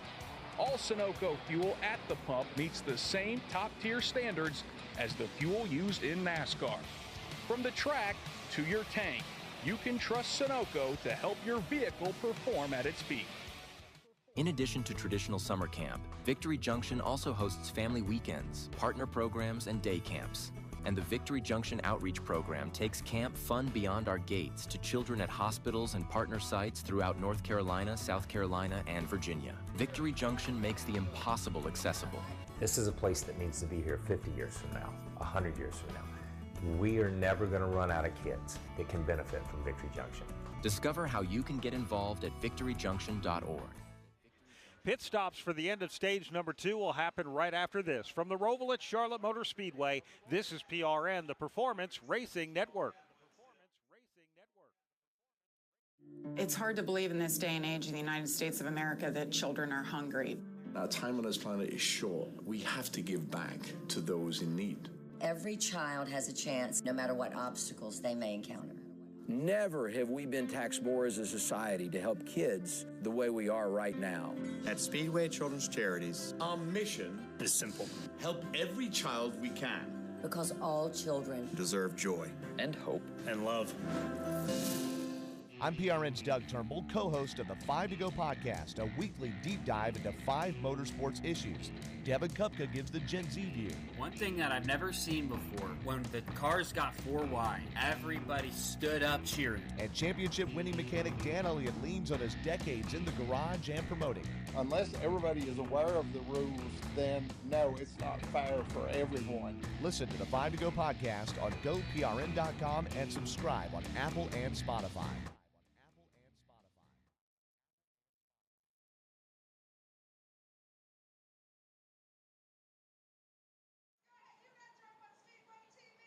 RCR's Jesse Love wins stage number 2 of the Blue Cross Blue Shield of North Carolina 250, his second stage win in 2025. The first one came, I believe, in the first race of the season, somewhere along there, very early on anyways, and it's been a while for Jesse Love, so good to see him get the stage. And at this point, as the leader, and he'll have to give that up at this point to Pitt, as we take a snapshot of the way things ended at stage number 2. As the leader, he is advanced at this point. Then you have at plus 37 points, Sam Mayer, plus 12, Sheldon Creed. Then you have Carson Kvapil, plus 11. Then Austin Hill, plus 3. Minus 3, Sammy Smith. Minus 16, Taylor Gray. Minus 32, Nick Sanchez. Minus 47, Harrison Burton. All of that's about to change in half a lap when they come down pit road, and we'll see once they get ready for the restart with the rundown. Here's one thing that's interesting. Connor Zilic short pitted. He pitted on lap 38. He's running 10th now.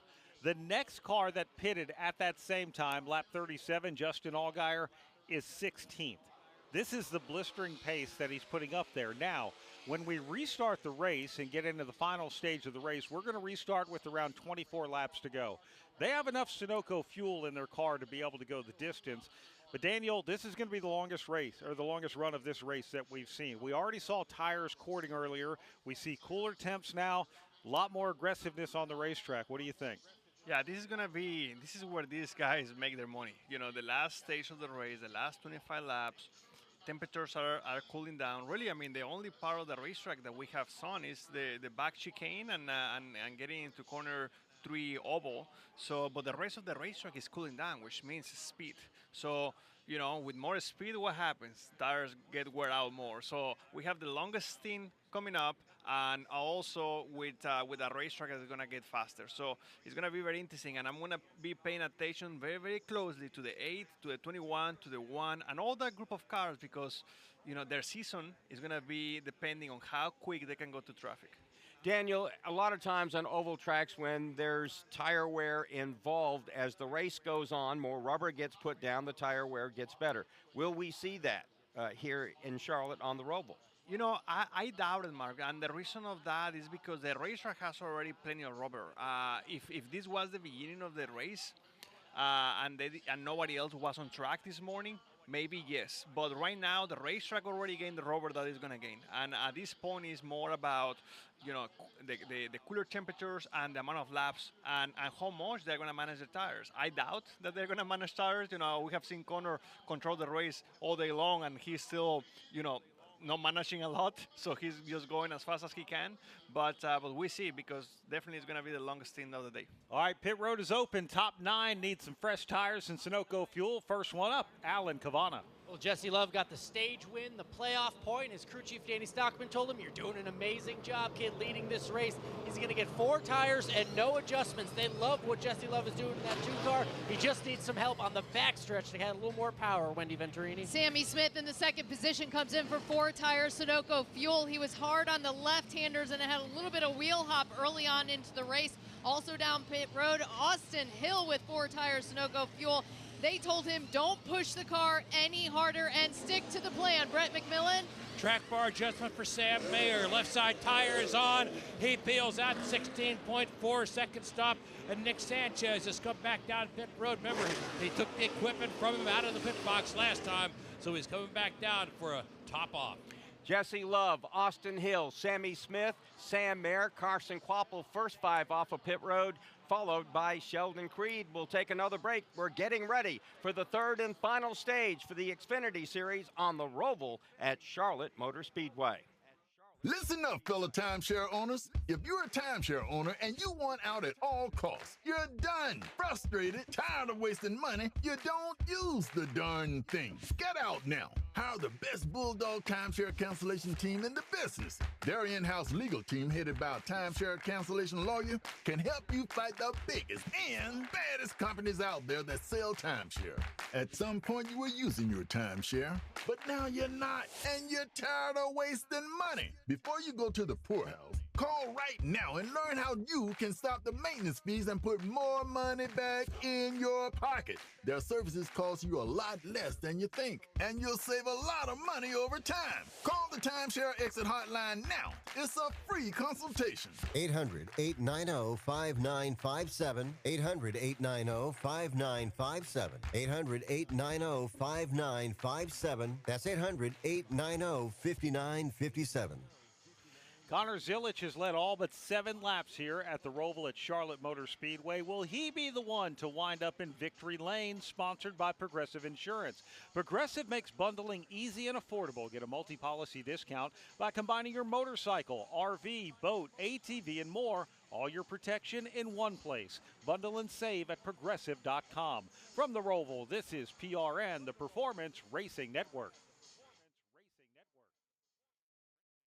Hi, this is Brett McMillan. Join me each week for the True Reporters Roundtable, known as the Pit Reporters. This is not what we're used to and accustomed to seeing. That, I think, with a backdrop, is why a lot of fans are a bit sour on Denny. He still wants to play that role that now Denny has taken on, but him and the A-car haven't had the same success. You can't be the villain, and it doesn't really work as well if you're not winning, and Denny Hamlin is doing just that. Check us out each week on the Performance Racing Network.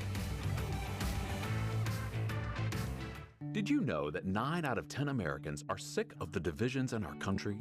But there's one small step we can take to remember that we're still connected. All over America, strangers with different political views are coming together to talk about their lives, not politics, and discovering they actually have a lot in common. Because even if we don't see eye to eye, we can still talk heart to heart. So let's talk for a change. Learn more at takeonesmallstep.org.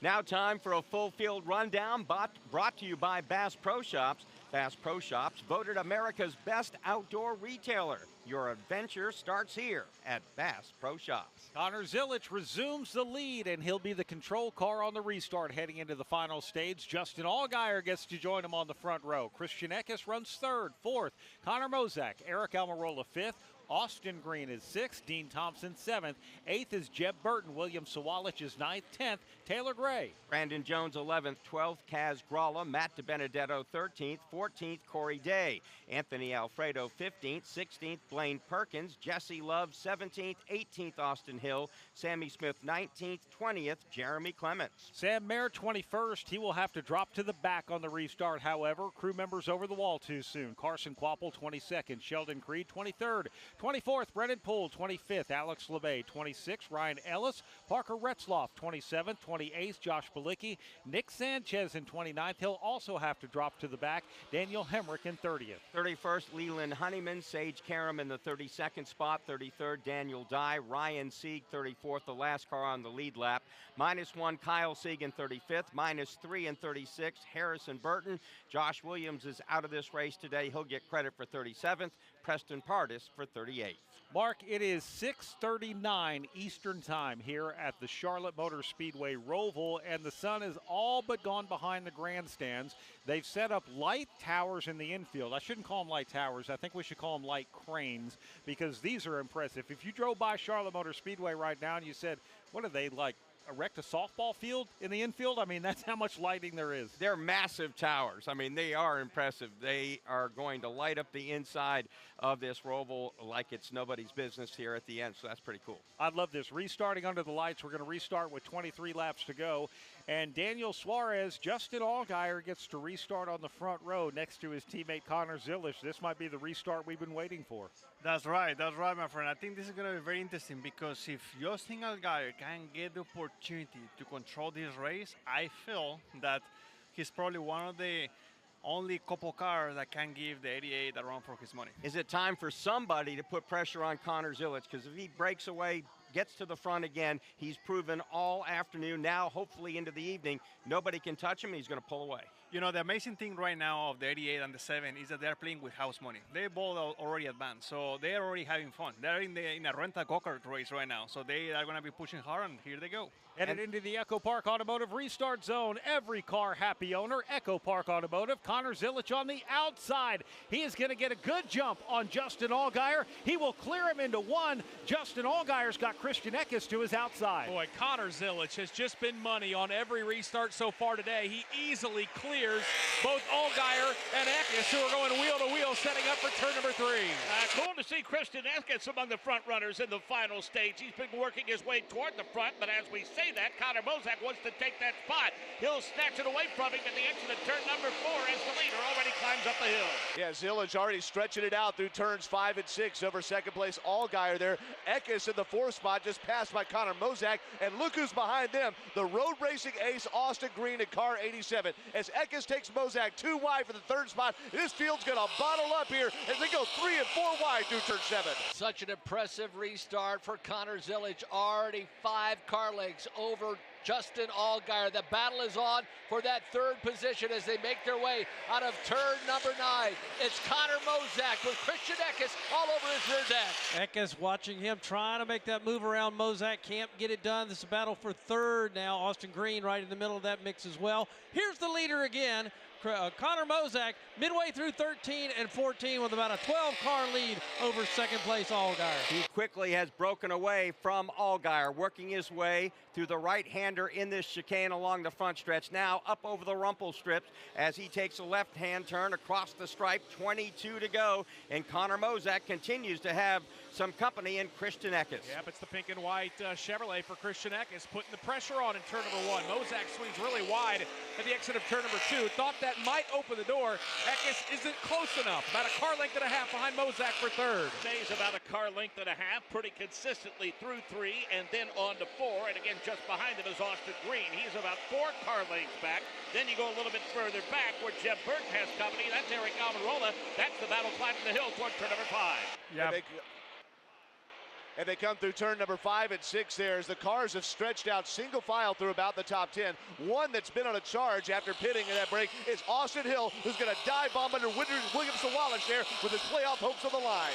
We'll go back up to the front. It's Connor Zilisch again, stretching that lead to about 15 car lengths over Justin Allgaier. Connor Mozak, really good start to this 3rd and final stage that Christian Eckes able to check out a little bit over Austin Green, all 5 through the chicane. Top 10 cars basically all nose to tail, watching Austin Hill trying to work his way with Taylor Gray back there. Those cars nose to tail with each other. The 18 car, also Sawalich involved in this. 3 cars tightly together there midway through 13 and 14. You can tell we're in the final stage of this race here. It'll be 21 laps to go this time by. Connor Zilisch leads. Austin Hill has moved up 6 spots since the restart. He's in a tight battle with William Sawalich as they cross the start-finish line. Hill very aggressive as they head back to the infield. Yeah, Brad, you can see drivers starting to make those elbows mighty wide here late in this going. Looks like Sawalich will slip around Austin Hill. Hill pulls the crossover move, and he makes that pass as they both dive into turn number 3. And again, there's a couple of really good battles all the way around this racetrack, especially through turns 3 and 4 right now. Austin Hill leads that whole gaggle of cars, but here comes William Sawalich. He's all over him. The 17 machine, Corey Day, trying to keep pace with that battle. 4 cars crest the hill. Contact between Sawalich and Hill there as they go down the hill into turn number 6. And Corey Day, how in the world is he in the top 15? That car's got damage all 4 quarters. He dive bombs under Sawalich. Hill in front of them. Sammy Smith in the playoffs trying to hang on behind them.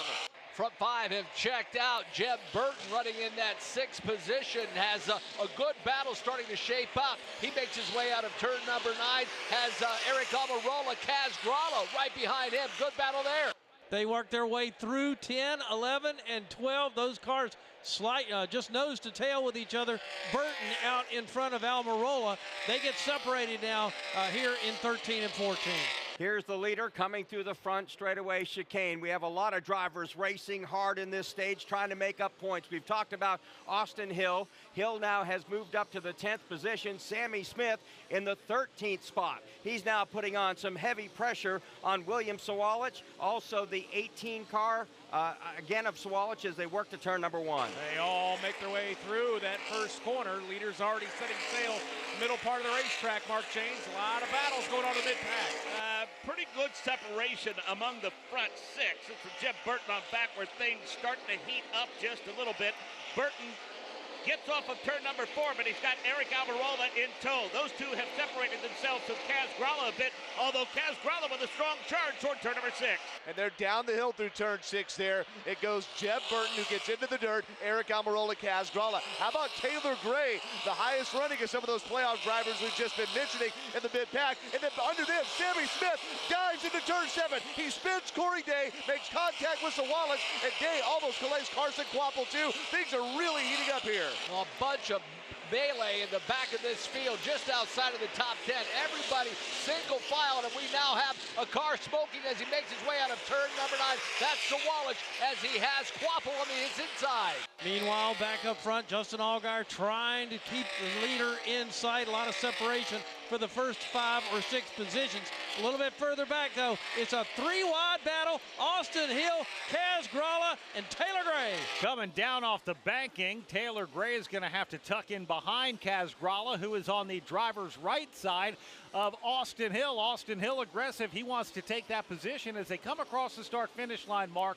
19 laps to go here in stage number 3. And now we have a 3-wide battle headed to you, Nick Yeoman. Boy, this is all around the 8th position. Kaz Grala, Austin Hill not giving each other an inch. And then right there watching is Taylor Gray trying to find a way. Mark James, there's not enough room. No, there's probably, it's going to be a 6-car battle before very long, running just in front, just behind them as well. So all kinds of battles at the top end. Here comes Hill, all over the rear of that car. They climb the hill, 3 cars, nose to tail. They're going to fan out a little bit as they head to Doug Turnbull. Nick Yeoman and I talked this week about Austin Hill in the playoff cut. It's going to be fun to watch here in Charlotte. And here he is, dive bombing Kaz Grala into turn 7. Points straight off the corner. He's going to bring Taylor Gray with him, but Hill doesn't get a good launch off the corner, and Grala's going to go back around. They're side by side as they make their way through turn number 8. Kaz Grala to the high side, Austin Hill to the low side. They'll drag race down into turn number 10, making their way to the chicane. Hill has the, or Graza has the advantage. Hill will take advantage here. Grala got kind of pushed on the inside coming off turn number 13. So Austin Hill gets the spot. Kaz Grala drops back 2 car lengths. Taylor Gray is there. Side-by-side battle, though. It's Sammy Smith alongside Sheldon Creed. Meanwhile, Connor Zilic almost in a separate zip code, 3.2 seconds ahead of Justin Allgaier. We have 18 to go here in the final stage. Let's take a quick point snapshot. Brandon Jones, we already know his advance with the win. Connor Zilic and Justin Allgaier by points. Plus 24. He's actually lost 20 points, but still plus 24 is Sam Mayer. Plus 7 is Sheldon Creed. Also plus 7 is Jesse Love. Plus 5 now, again, this is the round of 12. Plus 5 is Carson Kvapil. Plus 3 is Taylor Gray. Minus 3, we're talking about the aggressiveness of Austin Hill. This is why. Minus 3 to the cut line right now. Minus 11 points is Sammy Smith. Minus 21 is Nick Sanchez. Harrison Burton had an incident early on in this race. He's at minus 44. So Austin Hill, Sammy Smith have a little bit of room to move up and gain a few points, but they still look like they need some hope. They need a couple of drivers to drop back as they move forward. Well, the big fight right now, is happening between the 54 of Gray and also the 21 of Hill. We're talking about 3 points. 3 points can happen in one lap. Somebody is spinning somebody out. So these guys, and then on top of that, they are extremely close within each other. The 21 is running 8 and the 54 is running 10. So that battle is going to be pretty good. So we'll take a break with 18 laps to go in the Blue Cross Blue Shield of North Carolina 250. So you're a Toyota Cup driver and you just made it to the playoffs. Now all you have to do is win. Easy. Just turn left, right? That and start strong, take off, reach 200 miles per hour, maintain a good position, no big deal. Lap again, time your pit stops, steer clear of accidents, talk to your crew chief like your best friend, and most importantly, turn left. Easy, right? You in? Get up to speed at tgrna.com. Toyota, let's go places. NASCAR is a registered trademark of the National Association for Stock Car Auto Racing, LLC. Make your plans now to stay at the South Point Hotel Casino and Spa when NASCAR returns to Las Vegas. They have great race ticket and room packages for you to choose from. The South Point also features a wide variety of excellent dining options at 11 different restaurants. Or you can enjoy the 16-screen movie complex and visit the 64-lane bowling center. Visit southpointcasino.com and make your reservations today. Stay where the racers stay at the South Point Hotel Casino and Spa. Lights are on here at Charlotte Motor Speedway. 17 laps to go here at the Roval. This is PRN, the Performance Racing Network. Whether it's skating around the racetrack on a set of rollerblades or turning laps in a Legends car, join JC Fickenshire on JC's Garage. All it takes is one win, and that one win can completely clear the driver's mind. I could even see it happening if Todd Gilliland wins a race or Noah Gragson wins a race, Zane Smith wins a race. These guys are guys who are just searching for one win, one chance. JC's Garage, wherever you listen to your favorite podcasts.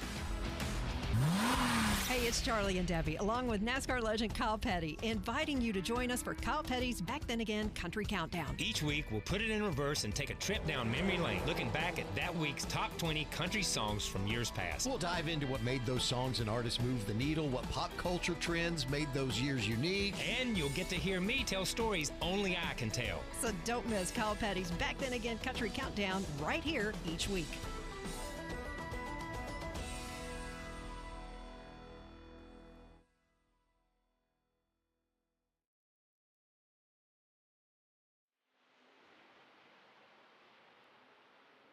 We're back at the Charlotte Motor Speedway and the Roval. Connor Zilisch has led 44 laps today out of the first 51. He has opened up a gap, 4.2 seconds to Justin Allgaier, and then 6 seconds to Connor Mozak. 9 seconds back to fourth place, 10 back to fifth. I still can't help but wonder, this is going to be the longest run of the day if we don't get a caution. And Daniel, if this is the longest run of the day and we don't get a caution, whether or not we will, due to some tires getting run down to the cords. Yeah, you never know. I mean, everything can happen. Definitely the best way to finish the race without a caution is going to be to make these tires leave all the way to the end. But if you get to the course, like we did in the co-practice earlier today, you may have to pit. But we're going to see. We're going to find out, because, I mean, right now, the racetrack is full cloud, like we don't have sun anymore. So the speed is going to be just way faster already. They're already faster. I'm fascinated by a battle 19 seconds behind the leader. Austin Hill, Sheldon Creed, Taylor Gray, Sammy Smith, Carson Kvapil, Jesse Love, everybody that's packed together in the playoffs right there in the middle of the field. Mark James, they're all in front of you. Yeah, picking up Kaz Grala first as he continues to be hounded by Austin Hill. There's about 7 cars in that breakaway as they work their way up toward turn number 6. It looks like Grala's car, despite his road racing acumen, starting to struggle there for Sam Hunt Racing. Austin Hill's been trying to put a move on him. He's going to try and get in turn 7 there, and he looks to the inside, but Grala with the outside lane has a better drive off the corner. Hill exits down low. Yeah, Austin Hill does get a good run out of turn number 7. Kaz Grala gaps him now by about 3 cars. Boy, Kaz Grala really checked out. Austin Hill may have some problems as he will lose his spot to Sheldon Creed. Creed will make the move into 10.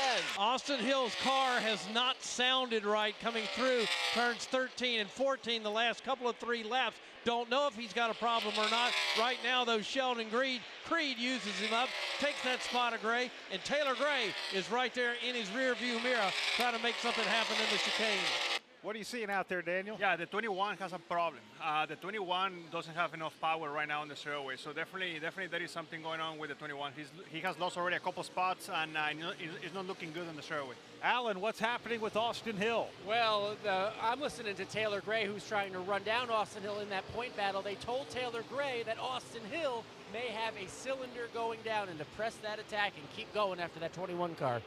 Oh, -4 to the cut line right now is where Austin Hill sits, and this is a cutoff race for the round of 12 for the Xfinity Series. Austin Hill has drove his guts out all afternoon long. As we get into the evening, could this be the break that just takes it all away? Laura Beth, our race director, just pointed out Austin Hill's -4. The guy chasing him down, +4 in Taylor Gray. So a lot of action on the racetrack. How about you, Wendy Venturini? What's happening from your section? Well, we ran down to Austin Hill's pit to get the skinny on what's happening with his engine. It does appear and sound like it is down a cylinder according to the team. They're just going to try and ride it out. They gave him advice and said, hey, you just got to drive this thing as if nothing is wrong with the car. So Austin Hill's going to hold on to it and see what he can manage being down a cylinder. As we look on the back straightaway, Sammy Smith made up a lot of ground to get inside him in the chicane, Pat. Yeah, it's inevitable at this point. He is trying to nurse a very sick race car. Sammy Smith's going to climb the banking here. I think Taylor Gray is also going to bypass the 21. 21's in big trouble. They just fly past Austin Hill now as they come back to the front straightaway and the front stretch chicane. Turn number 16 is a hard left-hander. Sammy Smith has the advantage over Austin Hill, as does Taylor Gray. Austin Hill now getting bumped by Carson Kvapil. There is a tight battle as they head back to you, Nick. Boy, this has to be a helpless feeling for Austin Hill. He'll stay to the outside, opening the door for Carson Kvapil. Will try to sweep to the inside. Hill's car just doesn't have the horsepower through turn 2. Hill hang tough as both Kvapil and Jesse Love try to get around. Pretty much watching the battle from 8th on back for the last couple of laps. Sheldon Creed leads Taz Gralla. They all start to pull away now. Sammy Smith has some separation. The 54 has some separation. Taylor Gray. And again, a whole gaggle of cars. Austin Hill's got them bottled up behind him now as they head turn number 6. And that's in 12th place, while in front of me, the battle for the 4th position between Austin Green and Eric Almirola is heated up too, Michael Young. So a lot of good battles on the top 10. Well, Austin Green doing a fantastic job trying to hold off Eric Almirola. Almirola on the charge. They'll make their way down to 10, but Austin Green has really had a great final stage in this race. Austin Green, very talented road racer. Eric Almirola all over him now as they exit turn number 12, start climbing the banking. Almirola's already got a win here recently in that race car, trying to catch up now and get around Austin Green. Connor Zilic continues to lead this race. The Blue Cross Blue Shield of North Carolina 250, a 5.6-second advantage over Justin Allgaier. Connor Mozak, running the Junior Motorsports number 9, is running 3rd. Christian Eckes is 4th. And now Austin Green just gets around Eric Almirola for the top 5. We have 12 laps to go here in Charlotte. And we're back with the action. Coke Zero Sugar might be the best Coke ever. That's right, Jim. With an irresistible taste and zero sugar, Coke Zero Sugar is a must-try for any sports fan. So make sure you... Wait, Jim, I didn't mean try it right now. We're still on the air. Best Coke ever? Take a taste, Jen. Really? No, not right now, Jen. We got a game to call. There's nothing like when you get that part from eBay and it just fits. Yeah, the first time. So you can do less of this and get right back to more of this. At eBay, you'll find all the parts you need, guaranteed to fit, at prices you'll love. Sounds good, doesn't it? eBay, things people love. Eligible items only. Exclusions apply. It's the cutoff race in the round of 12 for the NASCAR Xfinity Series playoffs. Austin Hill continuing to drop positions. He is -9. Sammy Smith is -8.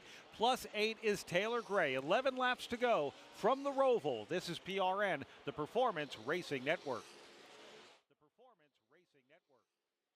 It's a drag race for the race lead. We're racing here in Las Vegas. The NASCAR Cup Series heads to Vegas. Bowman on the inside, Austin Cindric on the outside. He'll cut the nose on Alex Bowman, right on his back bumper as they head into 1. Wow, he comes off 2 like shot out of a cannon. He goes right around Cindric. Now he'll go after Logano. It is Chevy versus Toyota. Toyota on the inside with Bubba Wallace. He cuts down to the apron. A South Point 400, Sunday, October 12th at 4:30 Eastern on PRN. Saturday, October 11th.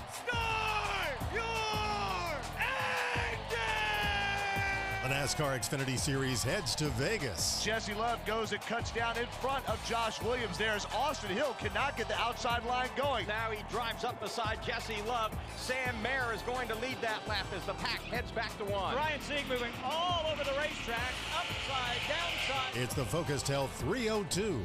Saturday, October 11th at 7 Eastern on PRN.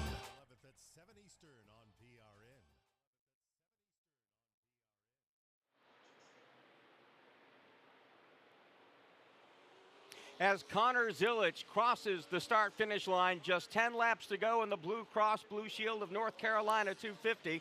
He has a 5-second lead over Justin Allgaier. Connor Mozak 10 seconds back in third. Christian Eckes is running a very strong fourth. Fifth is Austin Green. Eric Almirola sixth. Seventh, Jeb Burton. Eighth is Sheldon Creed. Ninth, Kaz Gralla. 10th is Sammy Smith. Taylor Gray runs in 11th. Carson Kvapil is 12th. Jesse Love runs 13th. 14th, Daniel Hemrick. Sam Mayer runs 15th. 16th, Alex LeMay. Parker Retzloff up to 17th. 18th is Austin Hill. He continues to drop with a sick engine. Austin Hill now 19th as Josh Bilicki just passed him. Brandon Jones rounds out the top 20. Brennan Poole 21st. 22nd, Sage Karam. Anthony Alfredo 23rd. Ryan Sieg 24th. 25th, Ryan Ellis. Nick Sanchez 26th. 27th, Jeremy Clements. He's just been passed by, looks like Clements now 26th. Blaine Perkins 27th. Leland Honeyman 29th. Corey Day, 28th. 29th, Corey Day. Nick Sanchez now has dropped to 30th. Nick Sanchez now 31st. He had to come on to pit road for a flat right front. 32nd, Matt DiBenedetto. Kyle Sieg, 33rd. Dean Thompson off the track in 34th. 35th, minus 3 laps, Harrison Burton. Daniel Dye off in 36th. Josh Williams will finish 37th, and Preston Pardis will finish 38th. That leaderboard brought to you by B Pro Auto. Need quality auto parts? Find what fits at bproautoparts.com. B Pro Auto, trusted parts, next level performance. Now let's pause 10 seconds for station identification. You're listening to PRN, the Performance Racing Network.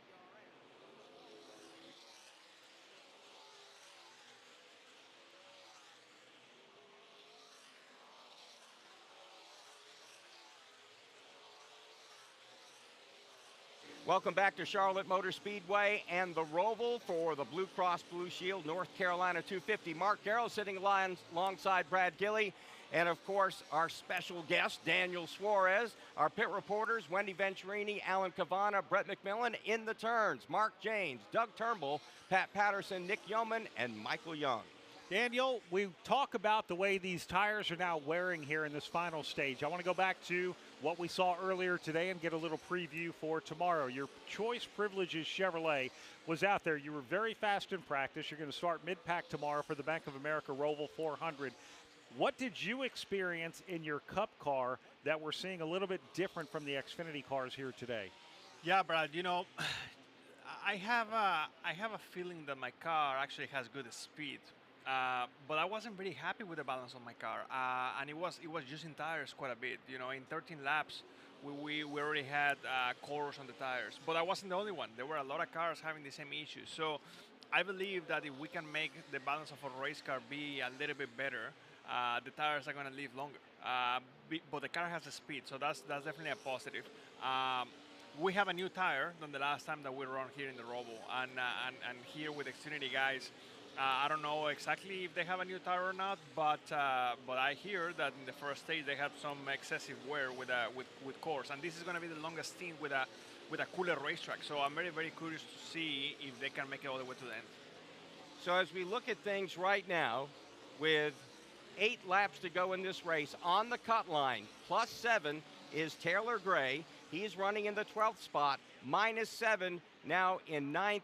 Just below the cut line is Sammy Smith. Smith in the 10th spot. He's got to climb a little bit quicker right now in order to overtake Taylor Gray. Yeah, the tough thing is Sammy Smith is only a couple of spots ahead of Taylor Gray and Doug Turnbull. Smith is coming to you. Does it look like he can make up any ground on Kaz Gralla in front of him? And there are 3 cars, Gralla, Creed, and Burton, that are within a second or two of Sammy Smith there, but he's got to gain more than that as he exits turn 8. Also, Jesse Love making a move on Gray, exiting 7 and 8 right now. That's a good little battle making its way out of turn number 9, but everybody trying to make up ground as these laps wind down. Jeb Burton, Sheldon Creed, that's a good battle as it heads to the chicane. Yeah, Creed takes that away from Jeb Burton. He'll back up a spot there as Creed now exits turn number 12, starts to climb the banking up here, and Burton will fall right back in line.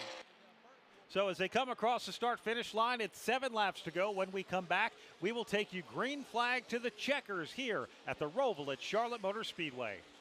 The Earnhardt family has always trusted Bass Pro Shops for all their outdoor needs, and I continue to be a proud customer. I grew up shopping here, And now I love bringing my family here to gear up for all our adventures together.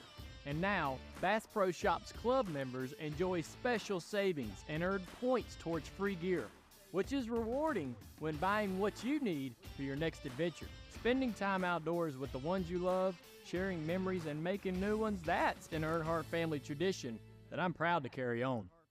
No matter what you drive or where you take it for service, ask for B Pro Auto Parts. They're quality tested, reliable, and affordable.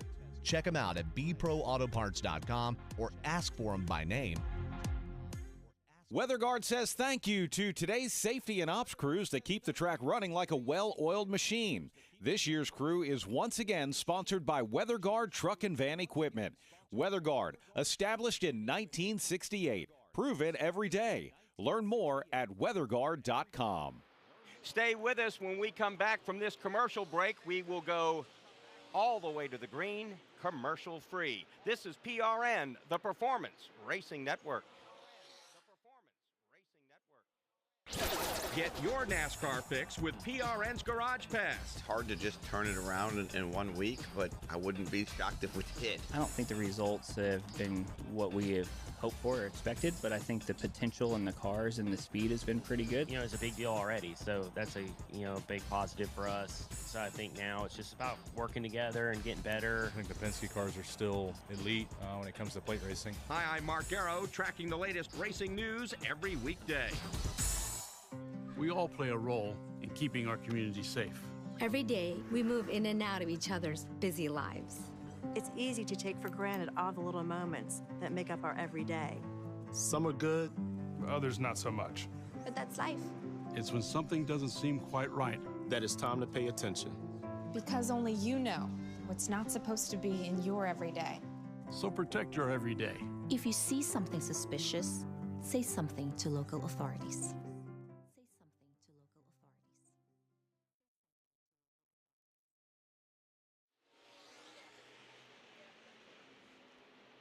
Welcome back to the Blue Cross Blue Shield of North Carolina 250 Xfinity Series race here at the Roval. We have 6 laps to go. We will take you commercial-free green flag to the checkers presented by Toyota. For the latest Toyota Gazoo racing information, visit tgrna.com. So, as we get ready to finish up this race with 5 to go, Connor Zilisch is nearly 10 seconds up on Justin Allgaier. Those two have driven away from the field. They can't see anybody in their rear view mirror. Christian Eckes, it looks like, had to perform a stop and go in the back straightaway chicane. That's going to cost him some spots. Yeah, he's being passed by Sheldon Creed right now. Christian Eckes running 4th. He is actually going to drop back several spots, and we just had a couple of cars come onto pit road. Connor Mozak was running 3rd. They brought that Junior Motorsports number 9 to pit road. Brandon Jones was another car that came down to pit road. Now, we were wondering about tire wear and if they could make it. What we're hearing from our pit reporters, Brett McMillan, Wendy Venturi, and Alan Cavana, is this isn't as much about excessive tire wear as it is about a potential Hail Mary. The only way you're going to win this race is to do something different. If we get a late race caution, they're going to be able to stay out. In fact, Alan Cavana, can you elaborate? Well, yes, in terms of that late race Hail Mary in case there's a caution, but they are also telling the leader, Connor Zilisch, that on the 9 radio, the 9 car may have been stumbling a bit in some corners on fuel. Therefore, they are telling Connor Zilisch, just be careful on your fuel. You've been out front, you've been having the cleanest, fastest laps, maybe using the most gas. They're just saying, be careful on fuel. That's what they're telling Connor Zilisch right now. Wow. We were told the fuel window is 35 laps coming into this race. Now, that's a stat that NASCAR puts out. It's actually usually a fairly conservative stat, so you have to wonder, Daniel, if maybe they didn't get all the fuel in the race car, if maybe the fuel mileage is a little bit different than what they were expecting. Listen, when it comes to these road course races, it's extremely important to maximize the weight of your race car. We're fighting for a few pounds to make the car lighter, so sometimes we try not to race a full tank of fuel. And now we are seeing the aid of Sammy Smith, who is in a big fight on points. And the reason why he's speeding Sammy Smith right now is because he knows that he's not going to be able to get it done by staying out. So he's hoping for a caution in the next couple laps. Wendy Venturini. And that's exactly right. They felt like they were losing so much ground. As we see, the caution is coming out right now. They decided to come down pit road to get 4 fresh tires. They had fallen back to the 9th position. Sage Karam goes around on the front straightaway, and Daniel, you jump up like, oh my gosh, this was literally the most amazing, opportune thing. Daniel has the hair standing up on his arms because this is like the one thing you've been waiting for. Who is going to be there when it matters? And Sammy Smith, oh my gosh, he's going to be on the freshest tires. Mark, you guys know that in racing sometimes it's important to have a little bit of luck. And I have goosebumps just by talking about it because I'm seeing Sammy Smith doing this big gamble that 9 out of 10 times it doesn't work, and it worked. And the caution came out in the perfect time. Now Sammy Smith is going to have track position, new tires, and guess what? Maybe he can turn around his season and make it to the next round. So let's set this up. This is the 5th caution flag. How late does it come in this event? When they get to the line under yellow, 3 to go. So it looks like we may be headed for another overtime finish for the 2nd day in a row here on the Roval. Not just that, Mark, but keep in mind every single car that we have seen on pit road for the last 3 laps has tires and they don't have track position, but they're about to get it. So all those guys are going to be cycling to the front. So there is going to be a huge new race coming up here in the next few laps. Connor Mozak was one of those drivers. He's had a fast car all day. He's going to get the track position. Sammy Smith, holy smokes, Christmas came early. All right, so Pat Patterson is telling us that he's hearing cars in max fuel save mode. Justin Allgaier shutting his engine off on the track and others. Now we know Sammy Smith had to come in. We were hearing now his tire might have been coming apart as well. So that, to your point, luck, Daniel, could play into this. Here's the other question. This is the longest run they've been on all day. Does anyone try and reverse that strategy and potentially stay out? I mean, if they're concerned about tires, they're concerned about fuel, and there is most of the people, most of the cars are going to pit. I mean, I would imagine that for the 88 to be able to win this race staying out, he's going to need to have at least 8 to 10 cars with all tires staying out with him. If that doesn't happen, it's going to be tough. Is this not maybe one of the worst places to be as the leader of a race? If you come down pit road, other people are going to stay out. How many you don't know. If you stay out, probably half the field's going to run down for tires and take their chances. That's why we love this kind of racing, right? Because there is always an opportunity, and I believe that right now the 8 car is sitting in a very, very nice spot. I'm looking forward to see how he can come through the field. So we're under caution for the 5th time. 3 laps to go. We're going to have an overtime restart. The reason why we said Sage Karam spun on the track, hit the wall. The reason why he did that, our race director Laura Beth Barnhart was pointing this out to us. He had a right front tire go down. This wasn't, I wrecked on the racetrack and my tire came apart. There's a tire carcass on the front straightaway. He had a tire issue that brought out this caution. So again, that comes into play a whole lot more. If anyone is hoping for a Hail Mary, the Hail Mary strategy now would be to stay out. Yeah, Sammy Smith. Now, again, just as he pits, just as they finished up the 4 tires, his pit happens to be just past the start-finish line. Everything went exactly the way Sammy Smith needed it. He even had the fail-safe of being ahead of the finish line when they made that stop. So everything went Sammy Smith's way right there. We're hearing Connor Zilisch is going to stay out, feeling that that's the only way they're going to win the race. That's what Alan Cavan is telling us. Corey Heim did it yesterday. Yeah, I don't disagree, but here the question is going to be how many cars are going to stay out with him. Because if he only has a few cars staying out with him, he's going to be a sitting duck, even with the fastest car, because new tires are going to be a second and a half faster. So here we see. The road is open. Justin Allgaier, the first one to come down. Connor Zilisch stays out. Harrison Burton laps down, stays out. Austin Green stays out. Alan Cavana. Just seeing on my section, Jesse Love is in, Carson Kvapil is in. They all want that fresh rubber. Again, these are drivers trying to make and get the next advance in the playoffs via the cut line. Looks like clean pit stops will send it to Wendy Venturini. Oh, how the tables have turned. Justin Allgaier comes down pit road for sticker tires, Sunoco fuel, and a track bar adjustment. Breck McMillan But Sam Mayer has come in. He's getting 4 fresh tires and some Goodyear fuel, topping it off. And the 4 tires are on.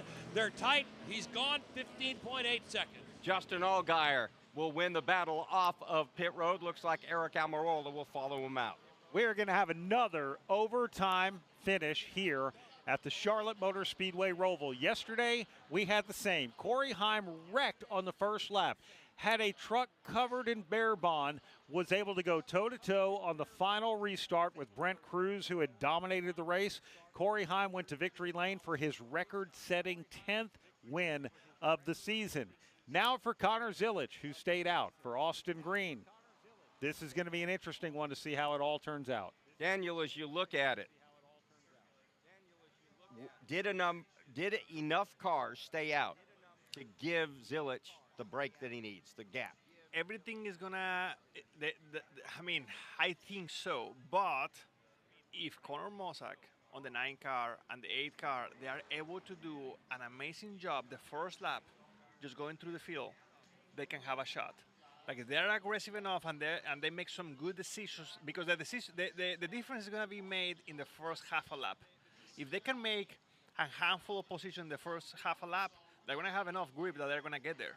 The question is how good they're going to be able to go through the field, because the grip is going to be there for sure, way more than everyone else. So NASCAR is lining up the cars. They're taking the chews now up there in what is turn 1 of our oval track. And as they line up there, it looks like Connor Zilisch will again choose the outside of that row, and we'll see what happens. Sammy Smith's team told chaos creates opportunity. How about that, Daniel? I love it. Honestly, I love where Sammy Smith is sitting right now. He's sitting on the front, on the 4 row on the outside lane. On the outside lane is going to advance. Everyone in the bottom is going to spin their tires because they have all tires. So if Sammy Smith can be aggressive and smart on the first lap, I believe that Sammy Smith can have a shot. The way overtime works, they're going to take the green flag. They're going to run a lap. If a caution comes out before they get the white, we're going to reset. We're going to do it over again. If the leader takes the white flag and a caution comes out after that, that's where the race will end. The next flag would end the race. So we'll see how it can happen. Pat Patterson, I'll tell you what, if anyone's tuned in right now, they need to stop where they are. They need to stop what they're doing. This is going to get awesome. Yeah, I think people are actually coming back from the parking lot right now. They want to see the end of this one. Lights are on.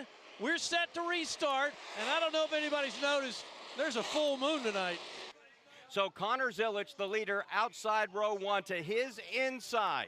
Austin Green will start right beside him as we get set to go. We're in overtime for the Blue Cross Blue Shield 250. In the second row, it is going to be Jeb Burton and Kaz Gralla. Green flag is out. Austin Green gets a good jump. He tries to drive inside of Zilisch in turn 1. Boy, he is hanging right there on the left rear quarter panel of Connor Zilisch as they all try to streak their way through turn number 1.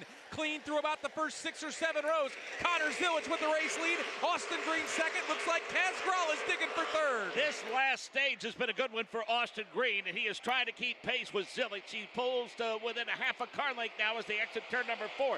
They're going 3 wide from 6th on back off of turn number 4 as the leader sets sail for turn 5. Connor Zilisch trying to win the Boston Marathon barefooted on those old tires, and he's doing that. 2 car length advantage over Austin Green. 4th place, Sammy Smith is the first one on new rubber. He dives into the turn 7 spot there, but he can't get up to Kaz Gralla. He gives him a shove as the field behind him is 3 and 4 wide. It's a mess at the back of this field, but for Connor Zilisch, he has already checked out 10 car lengths over Austin Green. Kaz Gralla has a machine coming up right up on his rear deck lid right now, and that's Sammy Smith, those fresh tires. He's going to work. Connor Zilisch just wants to make a few turns and see that white flag. Here he comes again, climbing the banking in turn 13. He's got an 8 or 9 car lead over Austin Green. Up through the gearbox. Here comes Zilisch. Connor Zilisch leading the way. He will see the white flag this time by. We're watching 4th place. That's the freshest tires. Sammy Smith drives to the inside of Kaz Gralla. He takes away 3rd as the leader takes the white flag. Can Sammy Smith do it on the final lap? Well, if he can, he's going to have to dig deep and first pass Austin Green. Here comes Connor Zilisch for the final time, potentially through turn 2. It's a 6 car length advantage over Green. Another 3 back to Smith, who's digging hard into the 3rd corner. Connor Zilisch is opened up about an 8-car length advantage now as he glides it through turn number 4, climbs back into the throttle as the lead starts to grow ever more. Austin Green trying to keep pace. Here comes Sammy Smith. He pulls within 3 car lengths of second place at the crest of the hill. Smith's playoff hopes on the line as the caution comes out. Connor Zilic is your leader here, and that should end it as he comes into turn 7 there. Connor Zilic, the race dominator out front.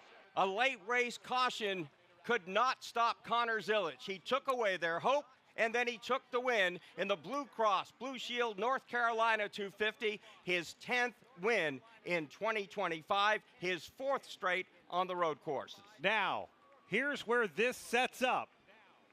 Sammy Smith will finish this race 1 point above the cut line. Sammy Smith will advance to the round of 8.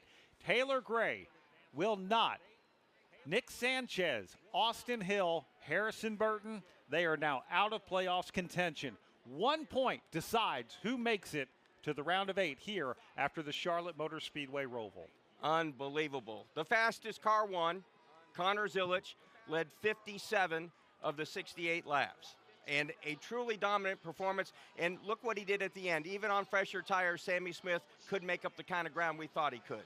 Well, he did an amazing job. Sammy did exactly what he needed to do. He had an amazing restart. He was able to pass the 54, and he was able to lock himself into the next round. Yes, he got a lucky yellow, but also he executed the last restart very, very well. And I believe that a couple more laps, and probably he was going to have obviously enough tire to be able to catch the 88.